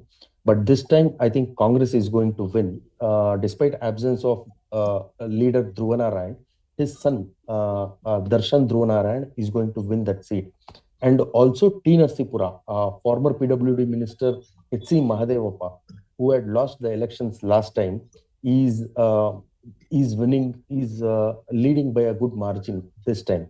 Likewise, some of the seats in Old Mysore region, which were either taken away by the JDS or BJP, is being retained by the Congress, which is again probably one of the positive prospects for Congress to the days to come. And also keeping Lok Sabha to the 2024 elections in mind, the Old Mysore region may now think of having a plan or a strategy for the Lok Sabha elections in the days to come. Right. I'll get back to you on the significance of the Old Mysore region and also in the context of the Janata Dal secular as well. But right now, I want to zoom in on Bangalore, the city, the Bangalore urban district. Sanath has been covering the city for a while now and the neighboring constituencies as well. So Sanath, overall, can you give us a picture of what's happening in Bangalore and how many seats are there? Who is winning what? What are we looking at? Right. So actually in the Bangalore district, there's not been much of a change, barring a couple of surprises, where the BJP has, managed to maintain its 15 seats hold in Bangalore, while the Congress has managed to get 12 seats, while the JDS has lost one, is set to lose one and is set to gain another. So the seats which we have to zero in this time in Bangalore is, I think, the Yashwantpura seat, which was actually held by S.T. Somshekhar, the Minister of Corporation. So remember, he was one of the 17 defectors from the Congress who was responsible for the collapse of the JDS Congress government.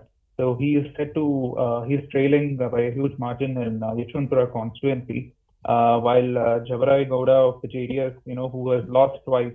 So when we spoke to a couple of voters in the Yeshwanthpura constituency, most of them said the sympathy factor would work for Javarai Gowda, who has lost twice. So that seems to be actually working in Yeshwanthpura this time. And second is also the Pulkeshi Nagar constituency, where the riots.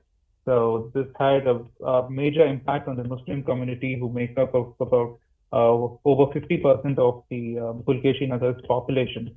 So they make up to 1 lakh. There are about 1 lakh Muslim voters there. So when we reported from the ground, we found that there was palpable anger against the Pulkeshi Nagar MLA, the Congress MLA then, that's Akhanda Srinivas Murthy, for the ordeal that the Muslim communities had to go through as a result of the riot in Kejehalli, Tichehalli.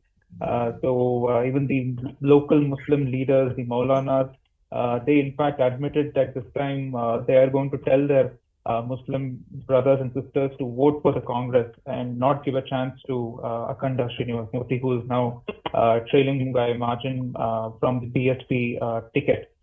Besides that, I think most of the constituencies are held on to their own, with their own parties. Say, for example, the Bangalore South, where the Prime Minister started as the Mecca roadshow of 26 kilometers. That's where M. Krishnappa from the BJP, I think he secured over 1 lakh votes. And I think Jayanagar is also one of the news points here, because it was held by Soumya Reddy, the Congress candidate, and she's the daughter of Ramlinga Reddy, a tall Congress leader. While the father has managed to win comfortably in BTM layout, the neighboring Jayanagar constituency, we believe, Soumya Reddy is set to lose, and Jayanagar will again go back to the BJP fold, which was where BJP had its stronghold. So I think Jayanagar is going to flip back to the BJP. While the usual suspect we see in Sarvagna, where KJ George comfortably won, Shamrajpet, Zamir Ahmad comfortably won. So here's where the former police commissioner Bhaskar Rao contested. So he lost by a huge margin. And we see the same script panning out in Padmanabhanagar, where Ashok, the revenue minister, was fielded. So he won comfortably while he lost in Kanakpura. And also this time Mahadevpura, the SC constituency, where it was dotted with a lot of infrastructure issues. So Limbavali also did not contest this time, while his wife Manjula contested. So she's set to win. Although there was neck-to-neck fight in the constituency, but we believe that she's set to win. And C.V. Ramanagar, again, where Modi held this massive roadshow, so the BJP's candidate R. Raghu was set to win. In Rajajinagar, there was a little bit of slide when he was Suresh Kumar, the 5-time MLA from Rajajinagar, who was also the former education minister. He was trailing, but then he managed to gain his ground and win his seat back. So that's how the picture looks in Bangalore. Not much of a change, but we might see in surprise with Yeshwanthpura and the Pulkeshi Nagar seat. So, Sanat, this was the area where towards the end of the campaign, the BJP deployed its full resources, right? There was that massive roadshow by the Prime Minister, etc. So this is where BJP, called in the Prime Minister to campaign, to hold roadshows, which happened amidst a lot of controversy and a lot of anger, where this happened during the NEET exam.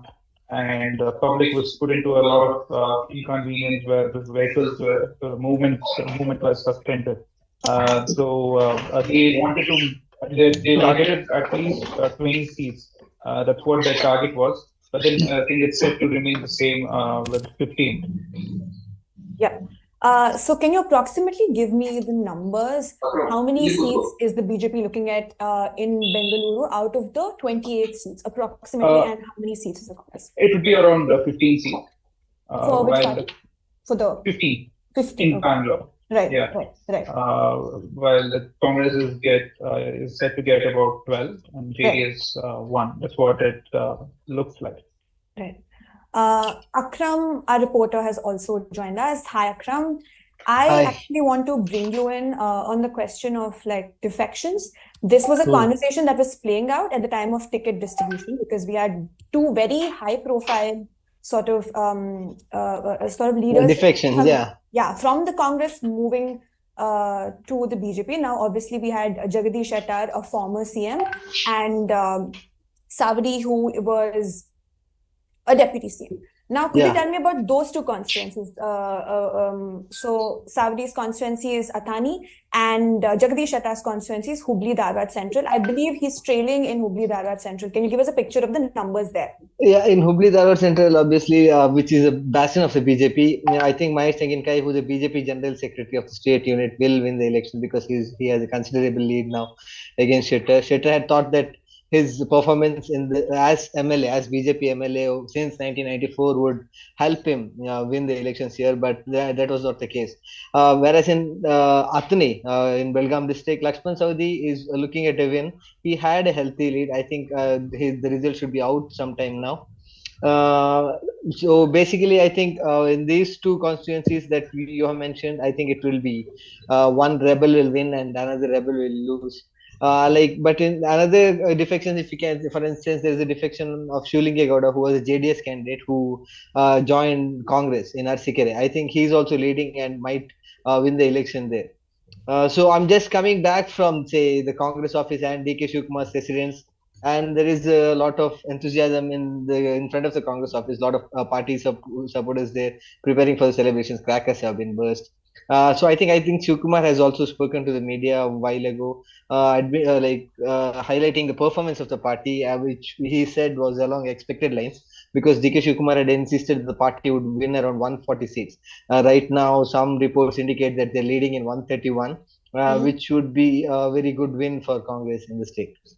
Right. DK Shivkumar was actually sticking to that number of 140, 141, if I'm Yeah. So clearly celebrations on the way for the Congress and all of the Congress leaders. But I think that one more celebration rather was of a defeat of a BJP candidate. His name, Dr. K. Sudhakar, who's the Health and Family Welfare Minister. He had defected from the Congress in 2019 and joined BJP. He was made Health and Family Welfare Minister and Medical Education Minister, and probably one of the candidates who many wanted to lose, so to speak. So as soon as it was announced. Sorry to interrupt you, but could you tell me which constituency did DK Shivkumar contest from? What is the situation there? Okay, DK Shivkumar contested from Kanakpura. I'm sorry, I meant Sudhakar. Sudhakar has contested from Chikballapur constituency. So as soon as the announcement came that he has lost the election, there was a loud cheer at DK Shivkumar's house. People were rather happy that even though they were happy that Congress is winning, they were also very happy that Sudhakar lost in his constituency. As far as DK Shivkumar's constituency goes, he has secured a very comfortable win in the constituency that he fought elections against Ashok. So the Kanakpura was one of the two constituencies where BJP had fielded high-profile ministers to contest against Siddaramaiah at Varuna and DK Shivkumar in Kanakpura. So I think the experiment appears to have failed because I don't think BJP was successful in their strategy of fielding high-profile leaders against high-profile leaders of the Congress. Right. I'll get back to Akram on a couple of more questions. But before we go ahead, I want to remind the viewers that you can all drop in your questions on the chat box. We will take them up at some point or towards the end. We'll answer those questions, so feel free to do so. But before we go ahead, I want to get back to Johnson and just ask him to describe the various regions in Karnataka and just give us a broad picture of how these different regions have broadly voted for which party over the years. And if anything has changed at the moment, I believe there has been a change in central Karnataka, which I think in the last election was a BJP bastion, but now we're looking at a bit of a change. So can you give us a breakdown of the different regions and if there has been a change, etc. at the moment, this time around? In this election, BJP was expected to do very well in coastal Karnataka, which has about 19 seats. So they've more or less done well in that region. I think they may have lost about 2 seats more in Uttar Kannada than in Dakshin Kannada and Udupi. So they may be, last time I think they were 17 out of 19, and I think this time they may come down to about 14 out of 19 in Dakshin Kannada. Bangalore again, BJP was expected to do well, and there the candidate goes more by candidates than by the party. And so I think out of the 28 seats, I think BJP initially won 11 in 2018, and then the number went up to 15 when the Congress and JDS rebels joined them.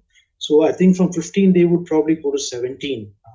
But if you go in real terms, that is from 2018 to 2023, I think they would have gone from 11 to 15 or 17 in this election. So these two regions, BJP has definitely done well.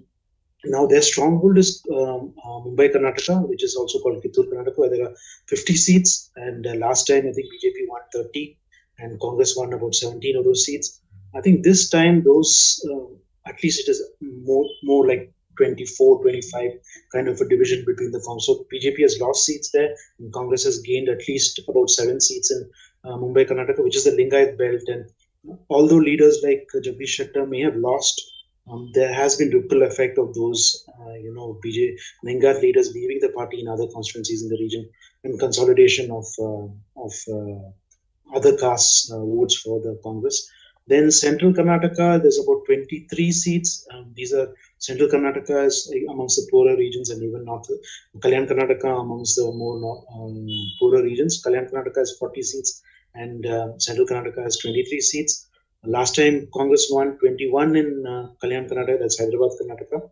This time I think they will go up to 30 in that region because there the effect of cost of living and price rises and corruption and the Congress campaign of giving those 5 guarantees, I think they hit home in Kalyan Karnataka. So Congress should reach about 30 seats out of 40. In Central Karnataka out of 23, I think they were quite even last time. I think BJP may have won more seats last time, maybe up to 15 or 16. But this time I think Congress will have more seats in Central Karnataka. Old Mysore, which is where the fight is basically between Congress and JDS. BJP is not really a party over there much, but BJP may gain some vote share, and so as a consequence, I think last time out of 64, JDS had won up to 27 seats, if I'm not wrong. So there, JDS again, Congress will make gains in those seats, and so the Congress numbers are basically increasing from Kalyan Karnataka, Central Karnataka, and Old Mysore region, and of course Kittur Karnataka, where there is large numbers. Coastal and Bangalore remain more or less the same in terms of region-wise division. Right. Now let's now zoom in on these specific regions. So when we talk about strongholds, the first one that comes to mind is Old Mysore because that is where the JDS derives its core support base from. This is pure Janata Dal secular territory. And here in that particular region, just to illustrate the influence of the party in what is happening, we can maybe look at the contest right now at play in Channapatna, which is the constituency from where HD Kumaraswamy is contesting. So, Kiran, can you tell us a little bit about what's happening in Channapatna? So Channapatna, basically where former Chief Minister and JDS leader HD Kumaraswamy is contesting. So against him, CP Yogeshwar from BJP is contesting. So it won't. From the initial days, like when you visited the place, it was very clear that it would not be an easy cakewalk for HD Kumaraswamy because CP Yogeshwar has been contesting from the constituency from various different parties, including ones from SP. He had contested and had managed to win. And he once had also defeated Anita Kumaraswamy, that is HD Kumaraswamy's wife from Channapatna Assembly segment. So till now, even the results are not officially out, but it won't be an easy task for HD Kumaraswamy, and we will not have to be surprised even if HD Kumaraswamy loses in Channapatna. This is how Channapatna looks like. So Channapatna is majorly a Vokkaliga community segment, but and HD Kumaraswamy and CP Yogeshwar both comes from Vokkaliga segment community. In 2018, when HD Kumaraswamy contested from Channapatna segment as well as Ramnagar also, Then the projection of H.D. Kumaraswamy as chief minister and who could be the next chief minister was believed by a lot of the voters, especially in rural areas and other things. Likewise, in 2018, if you see, the coalition government came to power and H.D. Kumaraswamy became chief minister. But as the days went on, the government fell and BJP came into power. So this time, the voters were comparatively less interested to that projection of the next chief minister of Karnataka. Whereas for C.P. Yogeshwar, who has been very accessible in the constituency and who had lost a lot of rural votes last time, has managed to reach out to those places to voters. So it was not an easy task for H.D. Kumaraswamy, and he did not also campaign more, especially in the lineup to the elections. He went very few times. He visited very few times to his own constituency, Channapatna. Whereas C.P. Yogeshwar did campaign, and also you need to make a note that Prime Minister Narendra Modi also held a campaign in Channapatna. Which might have come to the help of C.P. Yogeshwar. And he also carries his, as an individual, he also carries image of a leader. Right. And before we go ahead and talk about the larger performance of the JDS currently, I want to also get, again, Kiran, can you tell me about what's happening in Ramanagara? Now, this is the neighboring constituency of Channapatna, and this is the seat from where Kumaraswamy's son, Nikhil Kumaraswamy, is contesting. What is his performance looking like? I can take it up. Sure. So I think in Ramnagara, right? So it was the contest is between Nikhil Kumaraswamy, the former chief minister, H.D. Kumaraswamy's son, and Iqbal Hussain from the Congress, who contested the second time. So this time, what we saw was a very surprising thing, right? Where although Kumaraswamy had his father's backing, and Ramnagara was considered a safe seat for the JDS because it's always been the JDS stronghold, and the Vokaligas, the people there, have a very emotional connect with Deve Gowda, the former Prime Minister, and also former Chief Minister H.D. Kumaraswamy.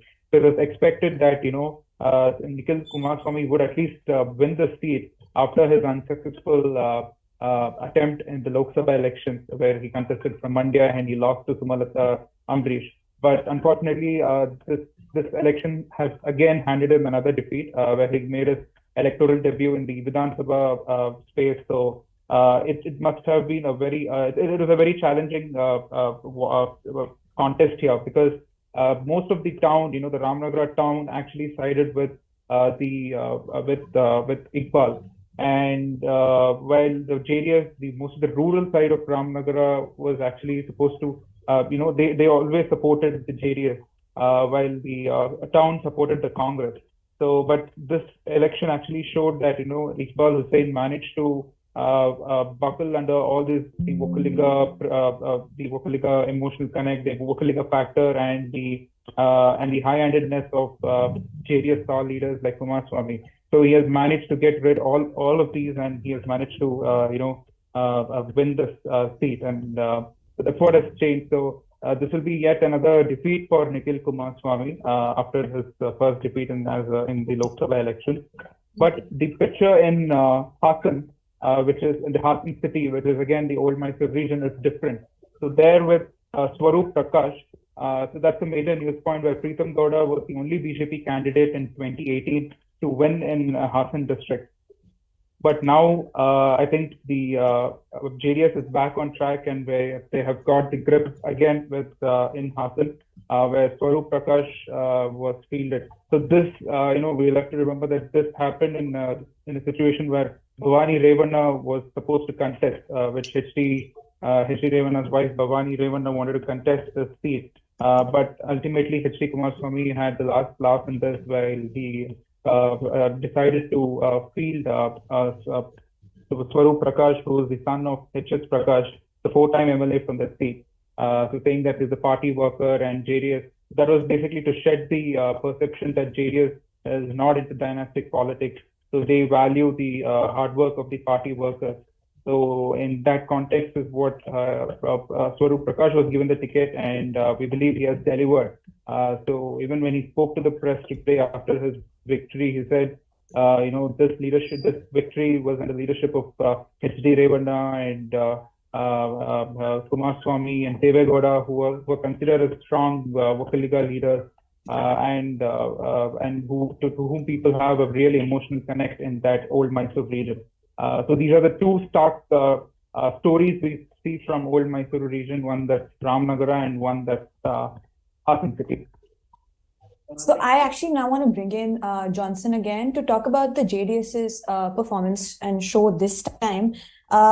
It is now leading, as per some reports, in 22 seats. Last time it had gotten 37 seats.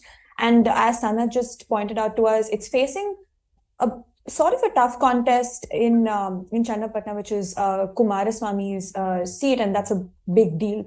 So could you just give us a broad idea about what's happening? How do you place their performance? What tally would they be looking at?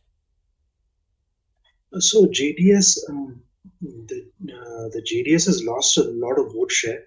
They were almost at about 19%, 18% at the end of the 2018 elections. And I think they've come down to by about 9%. So to my mind, there are a few factors that are at play. This is a sense I got when I was traveling in the old Mysore region. One is that a lot of the Vokalikas want to vote out the BJP because they have been opposed to the farm policies of the BJP, and so they were probably considering the fact of an alternative. While JDS was the first option for the in the Vokaliga belt, they may have been thinking that giving the vote for the JDS may throw up a hung assembly, and that we want a clear verdict this time. So that is the reason probably why in many of the Vokaliga belt seats the vote has gone decisively in favor of the Congress party. They did not want a hung situation where then the BJP would come into play again. So I think in the Vokaliga belt, there was in majority of the seats there is a strong opposition to a lot of the policies of the BJP government, and so that is the reason why this has probably happened. Although JDS has done in sporadic seats somewhere in Kalyan Karnataka and in central Karnataka, they have got some gains in some of those seats in unpredictable regions. But their overall performance in Old Mysore region has been as a result of the pro-Congress vote in the region. Right. Now let's talk about some very specific individual seats. Let's actually go to Chittapur. Now this is a seat that Priyank Kharge, the son of AICC Congress President Mallikarjun Kharge, is contesting from. Now the candidate opposite him that the BJP fielded, he is a newcomer. His name is Manikanta Rathod. What is it looking like? Now, this is also Kharge bastion, right? And the Congress has also historically performed really well in the Hyderabad Karnataka region that's where this falls. So, can I get Akram on this? How is Priyank Kharge doing there?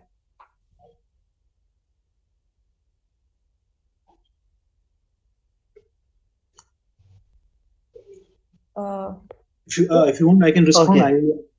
Yeah. Please, Johnson, go ahead, please. Yeah. No, I traveled in that place in Chittapur. So Chittapur, the fight was very close between Priyank Kharge and Manikanta Rathod until the point in time when the Kharge's complained about Manikanta Rathod issuing threats to the Kharge's in a telephone conversation. So I think till then Rathod had a positive trend in Chittapur, and I think they had campaigned against Priyank Kharge, saying that he's missing and he's not available and those kind of things, and that gained some traction. And the BJP was, had put a lot of its big guns behind that seat. Although Prime Minister Modi was supposed to campaign in Chittapur, but then the campaign meeting was cancelled because there was about 41 criminal cases against the BJP candidate, and it would have been an embarrassment for the BJP. So after I think the 3rd or 4th of May, then Priyanka Kharge has had a surge in support because of the controversy around the BJP candidate. Right. Can we now go on to coastal Karnataka? Now, this region is often considered the BJP's like core base in Karnataka, where it started, where it grew. This is often called the place where it actually proliferated through the organization, whether it's the Sangh or the RSS, and historically the prominence of those organizations in this region. So there, let's actually go to Udupi, because Udupi was the center of the hijab conversation that was happening. And this was also one of the seats where the BJP got rid of its sitting MLA, who was Raghupati Bhatt in this case, and they fielded a relatively, politically, sure, he was active at an organization level, but he wasn't particularly active in politics, Yashpal Suvarna.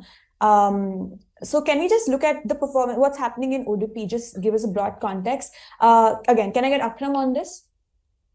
Yeah, in Udupi, Yashpal Suvarna is winning. According to EC website right now, he has some 89,000 votes compared to Congress's Prasad Raj Kanchan, 59,000 votes around.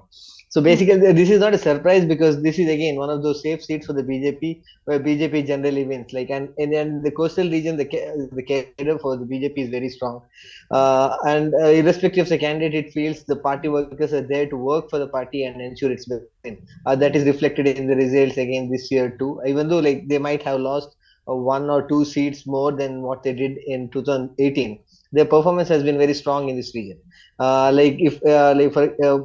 In a constituency such as Puttur, if I just look at Puttur, Puttur is a constituency in Dakshin Kannada district where there was a rebel candidate in the form of Arun Kumar Puttila. So Arun Kumar Puttila is a Hindutva activist who rebelled because he was not given a Congress ticket. Right now, if you see the numbers, he has polled more votes than the BJP candidate herself, Asha Timappa, who polled only 33,000 votes compared to the 55,000 votes of Arun Kumar Puttila, who is neck to neck with Ashok Kumar Rai, who has just 56,000 votes. So this could have been a constituency that BJP might have won if they had fielded Arun Kumar Puttila, because he was also an aspirant for the ticket, and his rebellion cost the party here. But overall, in coastal Karnataka, there are some surprise results. For example, if you see Uttar Kannada, which part of which falls in the coastal region, there you have legislative assembly speaker who is set to lose there, Vishweshwar Hegde Kageri. So there are some surprise results in parts of Udupi and Dakshin Kannada, but overall trend has remained in favor of BJP. Right. But can we talk about the Bangalore seat? Now, this is, I believe, the Congress candidate, UT Khadir. He is in the lead at the moment. Can you just give us a picture of that? And has this always been a Congress seat in the Karnataka region, that is? In 2018, when the BJP swept 6 of the constituencies, of the 7, they won 6, or of the 5, they won. Of the 6, they won 5. So this was the only constituency that the Congress won. So here, the candidature of a SDPI candidate was expected to make it difficult, because it was expected to split the Muslim votes. But he's ahead at least by 17,000. I think they have declared his victory also. So he has polled around 69,000 votes compared to 52,000 votes of Satish Gumpala, who is from the BJP. So I think the performance of Congress in this constituency, Bangalore, has continued because he will be elected for the 5th time now. If he's elected, UT Khadir, because he was elected for the first time in the bypoll after his father's death, UT Farid, and then he was elected again in 2008, 2013, 2018, and now in 2023. So he will be entering the Legislative Assembly for the 5th time as an MLA. Basically, this seat has remained a safe seat for a safe seat for the Congress. So, if just to add on to the point, see, Kodagu district, which is border district of Dakshina Kannada, now probably might lose its hold. The BJP might lose its hold, as in Virajpete, Congress candidate Ponnana is almost winning. So from the numbers that I've got, he's leading with some 4,250 votes after 20th round. In Madikeri Assembly segment also, Dr. Mantar Gowda is leading. So this is one of the biggest jolts that BJP has received, especially in this region, where for the 24 years, these two assembly segments were part of BJP's. BJP ruled it based on the Hindutva agenda and everything. Even prior to the elections, Assam Chief Minister Himant was also here campaigning for the BJP candidates. And in both of the constituencies, Congress has gained a good number of lead. And this could also be a reflection of what BJP strategy was and how Congress has been able to counter it. Like again, like if you see, like the Bajrang Dal issue that sprung up right ahead of elections when the Congress announced in this manifesto that it would ban organizations like Bajrang Dal, it was expected to benefit the party in districts like Kodagu, where there is a strong presence for Bajrang Dal. But now you see, like the Bajrang Dal issue, the BJP tried to highlight did not resonate with the people. Especially like if you see the districts like Kodagu, where it was supposed to help the BJP, it did not help it. And because BJP is losing both the seats in Kodagu, which is a big surprise. Just to give the readers context, Kodagu is close to coastal Karnataka or Dakshin Karnataka, right? And this is it's a southern, it's a southern district in the southern part of the state, which falls in the Western Ghat region basically, and it neighbors Mysore to one side and Dakshin Kannada to the other side. Right. And it is also a bordering district of Kerala, where BJP also campaigned with this Kerala story, using Kerala story as part of their campaign. So the Bajrang Dal and this Kerala story was part of BJP's campaign, but there was a lot of anti-incumbency against the local leaders because Kodagu has witnessed floods in 2018, and after that COVID situation. And after that, the tourism in Kodagu had dropped by a big margin because many people left Kodagu, as well as people stopped coming to Kodagu like they were coming before 2018. This is also an indication of like the major local factors at play, because towards the end of the election, there was a lot of conversation whether like polarizing rhetoric or conversation surrounding Bajrang Dal, etc. would be a factor, how influential would be. But here's probably one example that local factors are key. And here it was obviously anti-incumbency against the sitting MLA. And this has been a BJP bastion, but it seems to be tilting in the Congress's favor. Now, if anybody can take this up, can we quickly have a look at Chief Minister Basavaraj Bommai's constituency, which is Shigaon in the Haveri district. A little while ago, we had visuals of him actually conceding defeat, saying that we didn't perform that well, we didn't hit the mark. So can anybody just take me through the numbers in Bommai's seat?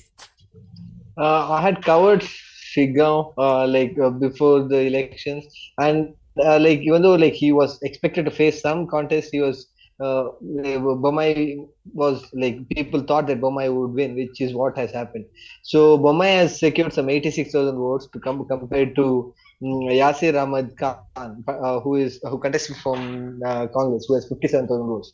So there was this candidate from Janata Dal, Shashidhar Yelgar, who hails from the Panchamsali community, who are in sizable numbers in Shigaon, and he was expected to cut into the votes of Bommai. But apparently it has not happened, and Bommai has been able to secure more than half the percentage of votes in that constituency. And as of the Election Commission website, he has secured 54.46% of the votes, which is a very good win for him. His margin of victory will be around 30,000. So I think there was no surprises there. But in Haveri, if you see overall, it is a loss of face for the BJP, because they appear to have won only one of the 6 seats in this district, while Congress has dominated the other segments. The numbers might change by 1, but still, I think Congress has dominated the district where the Chief Minister hails from. So I think it is also a loss of face, so to speak, to the CM. Right.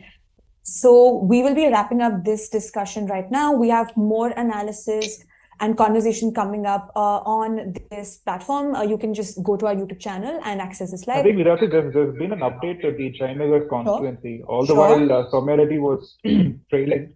We see that she's currently leading in the constituency by about 1,000 votes against C.K. Ramurthy from the BJP. So I think it will be a tight fight till the end. So that's what it looks like. Yeah. Right. So at 4 p.m. we have another discussion now. That is around the time where we get a more clearer idea about the numbers and what has happened in terms of the vote shares, etc. We will be analyzing and breaking down the results for you. Now, before I wrap it up, one last thing. So Jagdish Shettar has lost in Hubli Dharwad Central.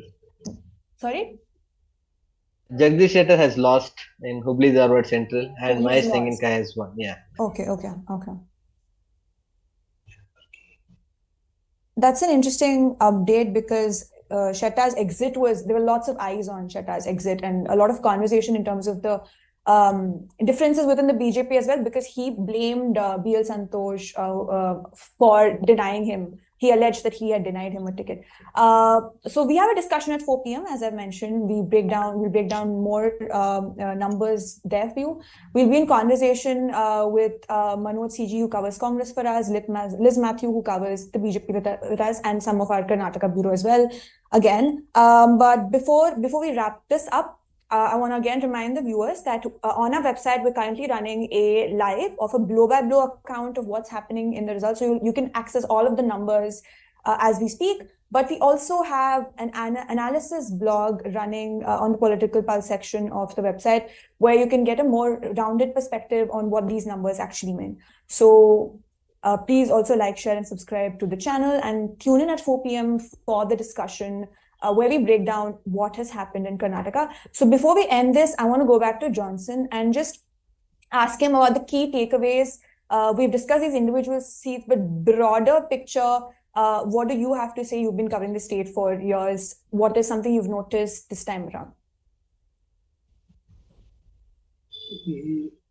So I think the BJP, many factors worked against the BJP. They did not have a local leadership to present, and the entire election was run through the central BJP.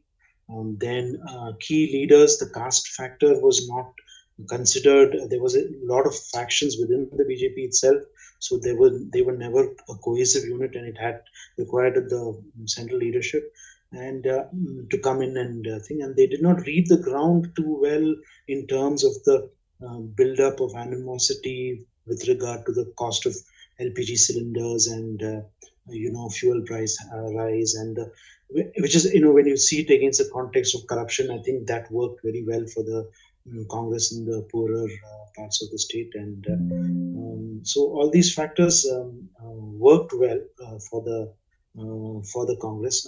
So it was basically anti-incumbency that has worked in Congress's favor, and their 5 guarantees which they have given to the voters, which will be now we have to see how they go about implementing that, and where do they get the resources for that, and those kind of issues now will now come up once they form a government in the next few days. Right. So 2 key points here: anti-incumbency worked in the Congress's favor, and also the 5 guarantees that they've promised to women and to other backward sections of the society that seem to have worked in the Congress's favor. Many reasons for the Congress to celebrate at the moment. Please do tune in at 4 p.m. where we break down the results again. We will be back. Thank you. Party cadres and all my leaders. They have worked hard. People have exposed faith in us. The leaders have supported us. It is a collective leadership, and we have jointly worked. I have said in the beginning, joining together is the beginning. On the day I took the vote, thinking together is the progress. Working together is the success. That is what I said on the day.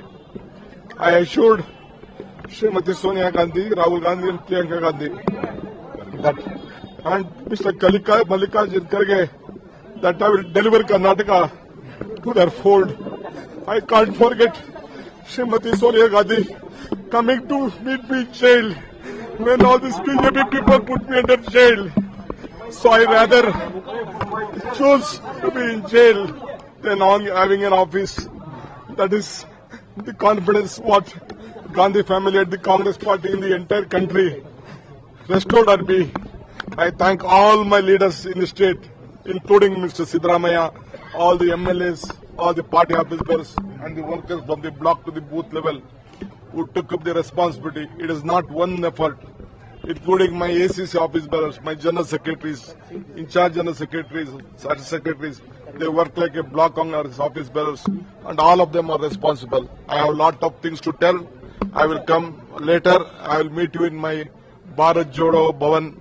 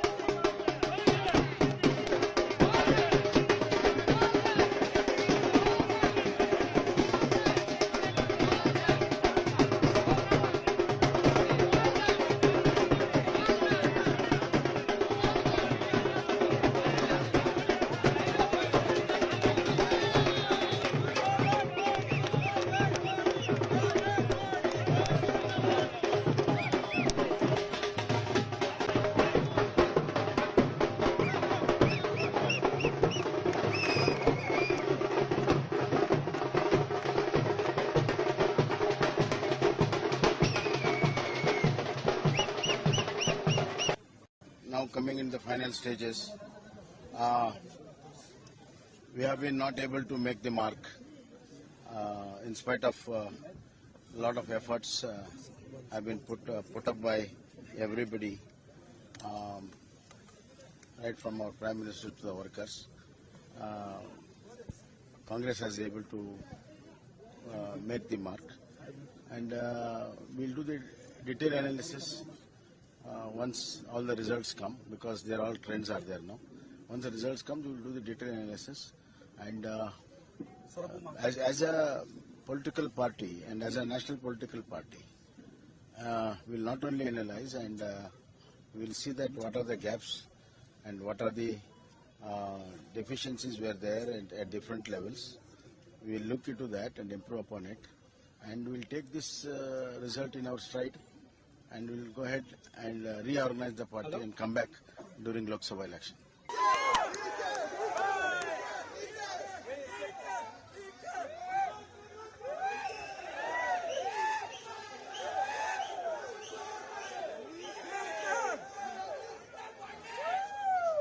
Party cadres and all my leaders, they have worked hard.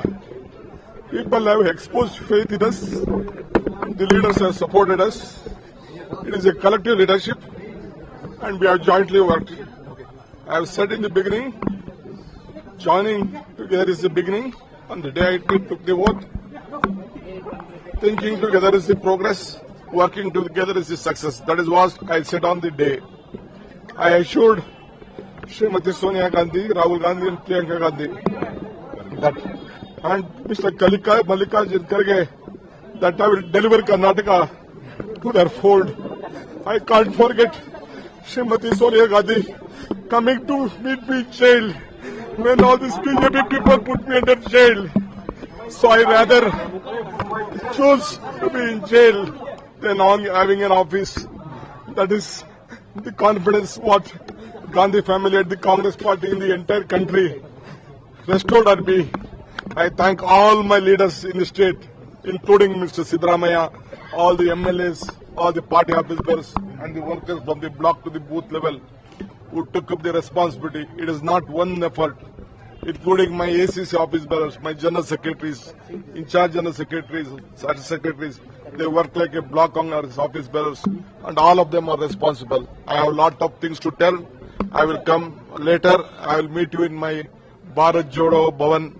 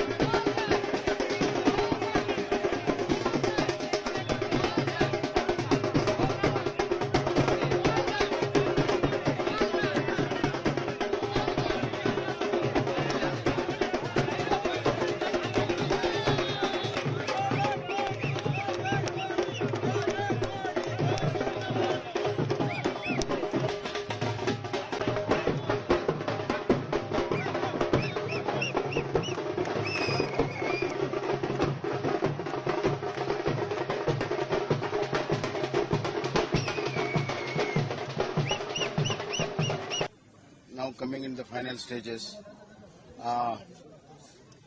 We have been not able to make the mark in spite of a lot of efforts have been put up by everybody, right from our Prime Minister to the workers. Congress has been able to make the mark, and we'll do the detailed analysis once all the results come, because there all trends are there now. Once the results come, we will do the detailed analysis, and as a political party and as a national political party, we'll not only analyze, and we'll see that what are the gaps and what are the deficiencies were there at different levels. We'll look into that and improve upon it, and we'll take this result in our stride, and we'll go ahead and reorganize the party and come back during Lok Sabha election.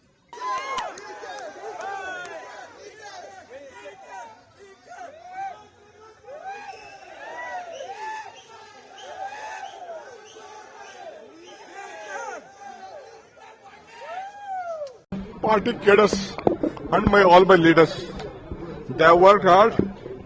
People have exposed faith in us. The leaders have supported us. It is a collective leadership, and we have jointly worked.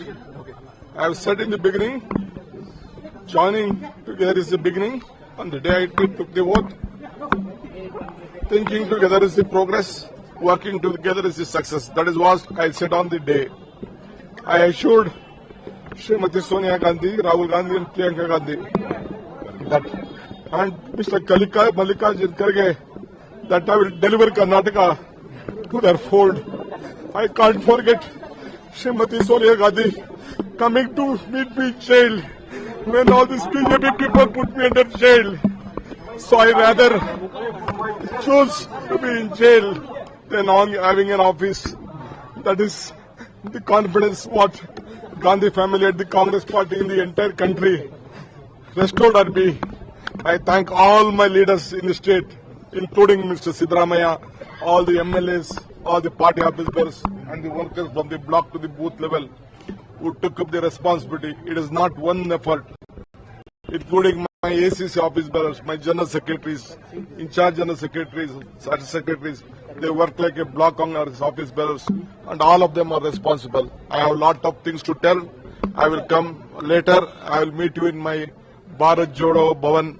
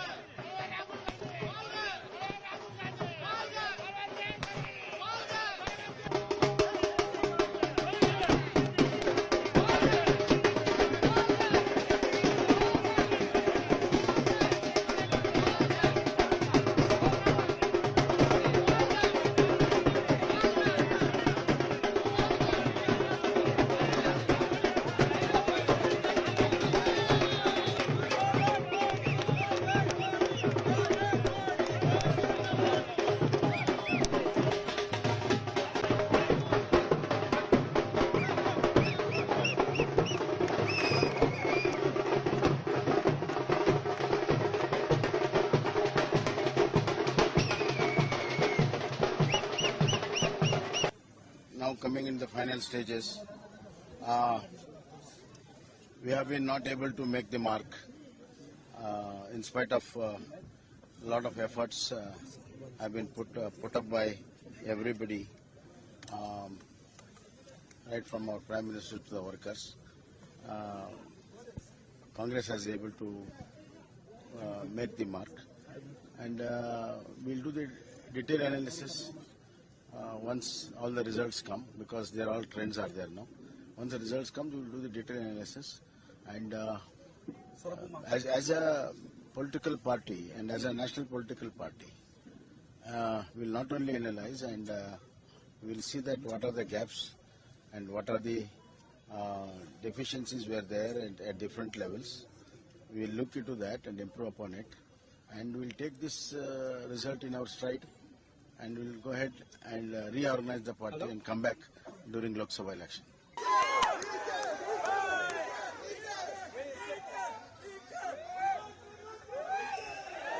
Party cadres and all my leaders, they have worked hard. People have exposed faith in us. The leaders have supported us. It is a collective leadership, and we have jointly worked. I have said in the beginning, joining together is the beginning. On the day I took the oath, thinking together is the progress, working together is the success. That is what I said on the day. I assured Srimati Sonia Gandhi, Rahul Gandhi and Priyanka Gandhi that, and Mr. Mallikarjun Kharge, that I will deliver Karnataka to their fold. I can't forget Srimati Sonia Gandhi coming to meet me in jail when all these BJP people put me under jail.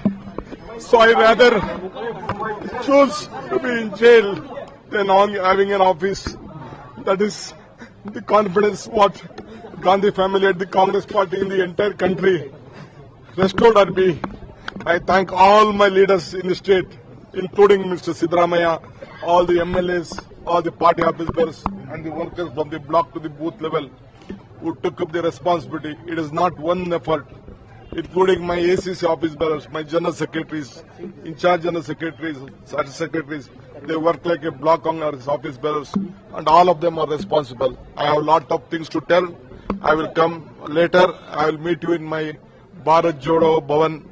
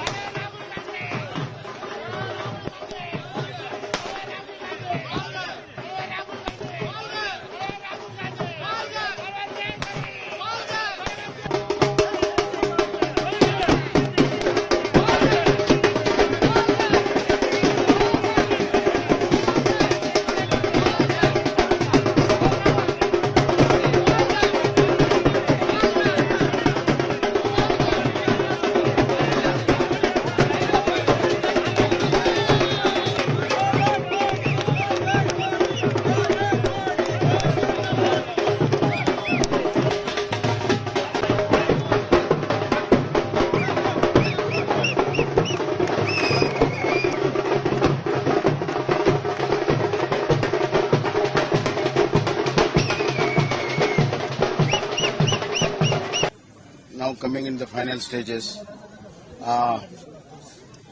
We have been not able to make the mark in spite of a lot of efforts have been put up by everybody, right from our Prime Minister to the workers. Congress has been able to make the mark, and we'll do the detailed analysis once all the results come, because they're all trends are there now. Once the results come, we'll do the detailed analysis, and as a political party and as a national political party, we'll not only analyze and we'll see that what are the gaps and what are the deficiencies were there at different levels. We'll look into that and improve upon it, and we'll take this result in our stride, and we'll go ahead and reorganize the party and come back during Lok Sabha election.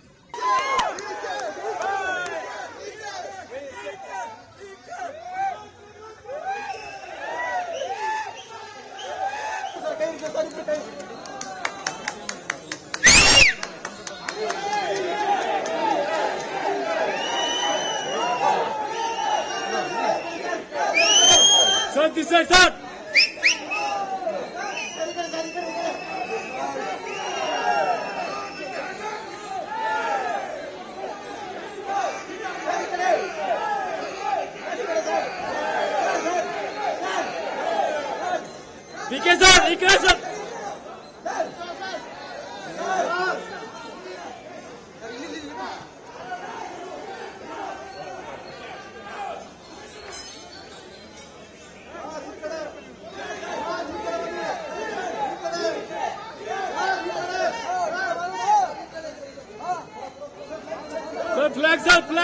Flag. Party cadres and all my leaders, they have worked hard. People have exposed faith in us. The leaders have supported us. It is a collective leadership, and we have jointly worked. I have said in the beginning, joining together is the beginning. On the day I took the oath, thinking together is the progress, working together is the success. That is what I said on the day. I assured Srimati Sonia Gandhi, Rahul Gandhi and Priyanka Gandhi that, and Mr. Mallikarjun Kharge, that I will deliver Karnataka to their fold. I can't forget Srimati Sonia Gandhi coming to meet me in jail when all these BJP people put me under jail.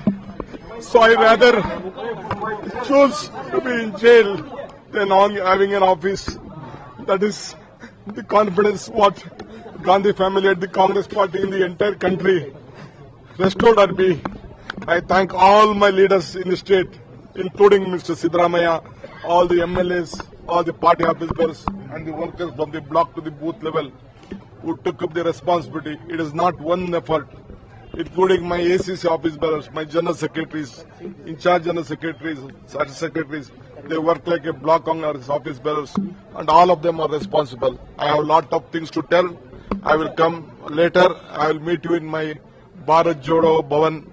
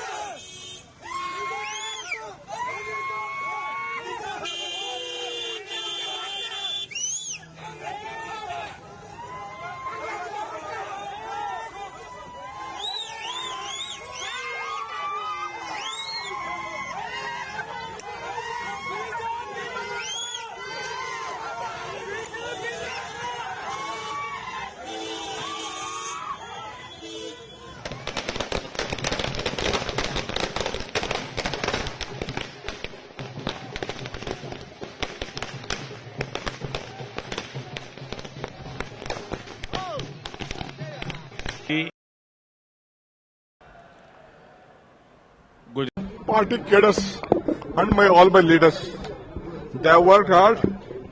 People have exposed faith in us. The leaders have supported us.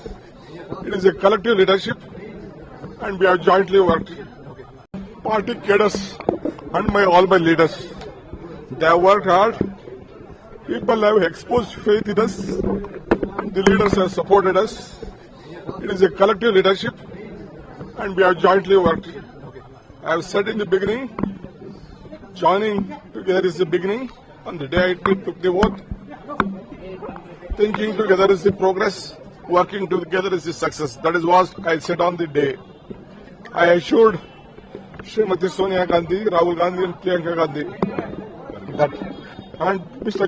Mallikarjun Kharge, that I will deliver Karnataka to their fold. I can't forget Srimati Sonia Gandhi coming to meet me in jail when all these BJP people put me under jail. So I rather choose to be in jail than on having an office. That is the confidence what Gandhi family and the Congress party in the entire country restored on me.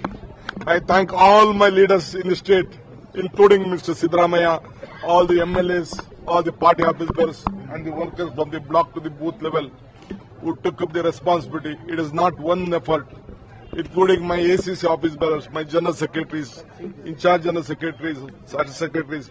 They work like a block on our office bearers and all of them are responsible. I have a lot of things to tell.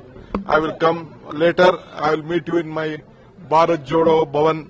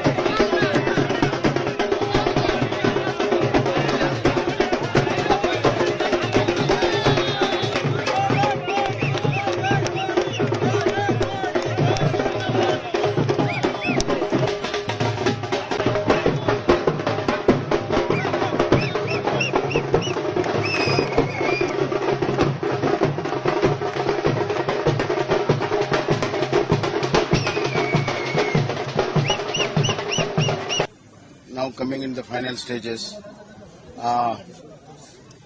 We have been not able to make the mark in spite of a lot of efforts have been put up by everybody, right from our Prime Minister to the workers. Congress has been able to make the mark, and we'll do the detailed analysis once all the results come, because all trends are there now.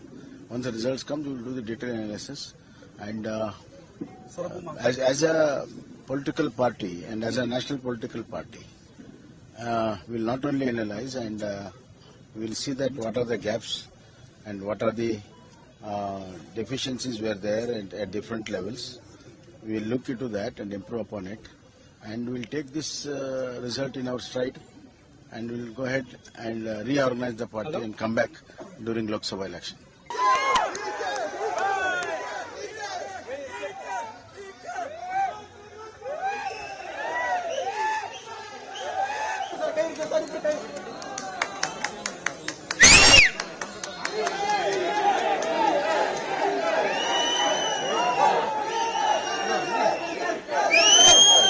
Sir. sir.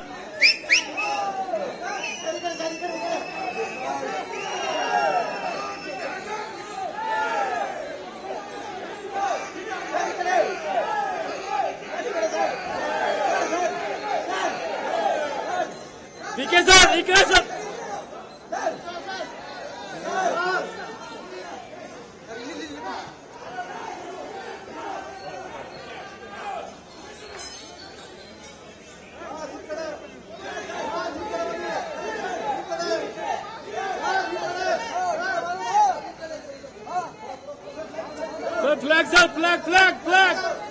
Party cadres and all my leaders, they have worked hard. People have exposed faith in us. The leaders have supported us. It is a collective leadership, and we have jointly worked. I have said in the beginning, joining together is the beginning. On the day I took the oath, thinking together is the progress, working together is the success. That is what I said on the day. I assured Srimati Sonia Gandhi, Rahul Gandhi and Priyanka Gandhi that, and Mr. Mallikarjun Kharge, that I will deliver Karnataka to their fold. I can't forget Srimati Sonia Gandhi coming to meet me in jail when all these BJP people put me under jail. So I rather choose to be in jail than having an office. That is the confidence what Gandhi family and the Congress party in the entire country restored at me. I thank all my leaders in the state, including Mr. Siddaramaiah, all the MLAs, all the party officers and the workers from the block to the booth level who took up the responsibility. It is not one effort, including my ACC office bearers, my general secretaries, in-charge general secretaries, secretaries. They work like a block office bearers, and all of them are responsible. I have a lot of things to tell. I will come later. I will meet you in my Bharat Jodo Bhavan.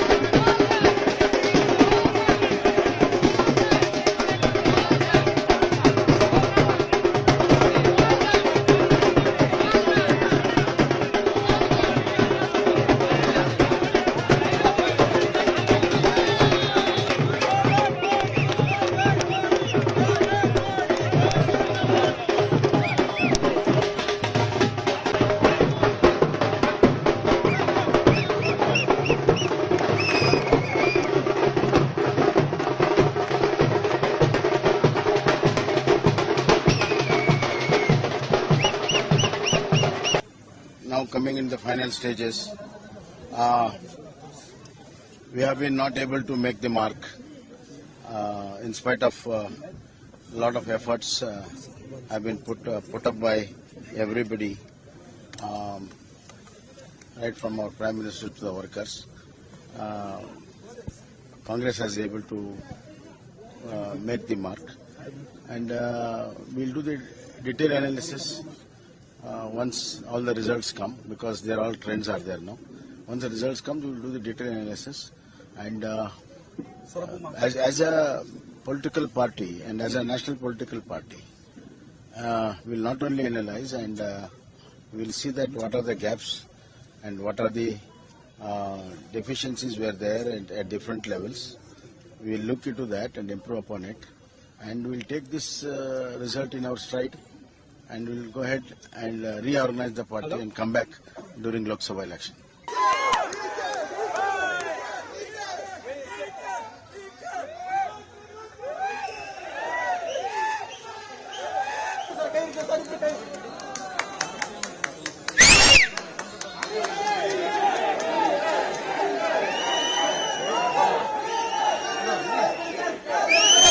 Sir, this side, sir.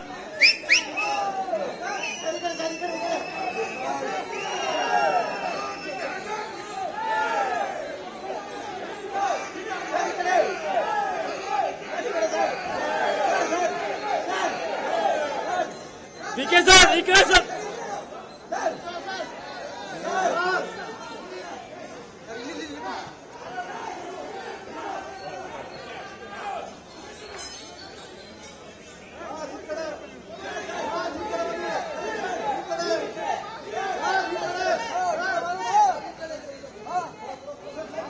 Sir, flag, sir, flag, flag, flag. Party cadres and all my leaders, they have worked hard. People have exposed faith in us. The leaders have supported us. It is a collective leadership, and we have jointly worked. I have said in the beginning, joining together is the beginning. On the day I took the oath, thinking together is the progress, working together is the success. That is what I said on the day. I assured Srimati Sonia Gandhi, Rahul Gandhi and Priyanka Gandhi that, and Mr. Mallikarjun Kharge, that I will deliver Karnataka to their fold. I can't forget Srimati Sonia Gandhi coming to meet me in jail when all these BJP people put me under jail. So I rather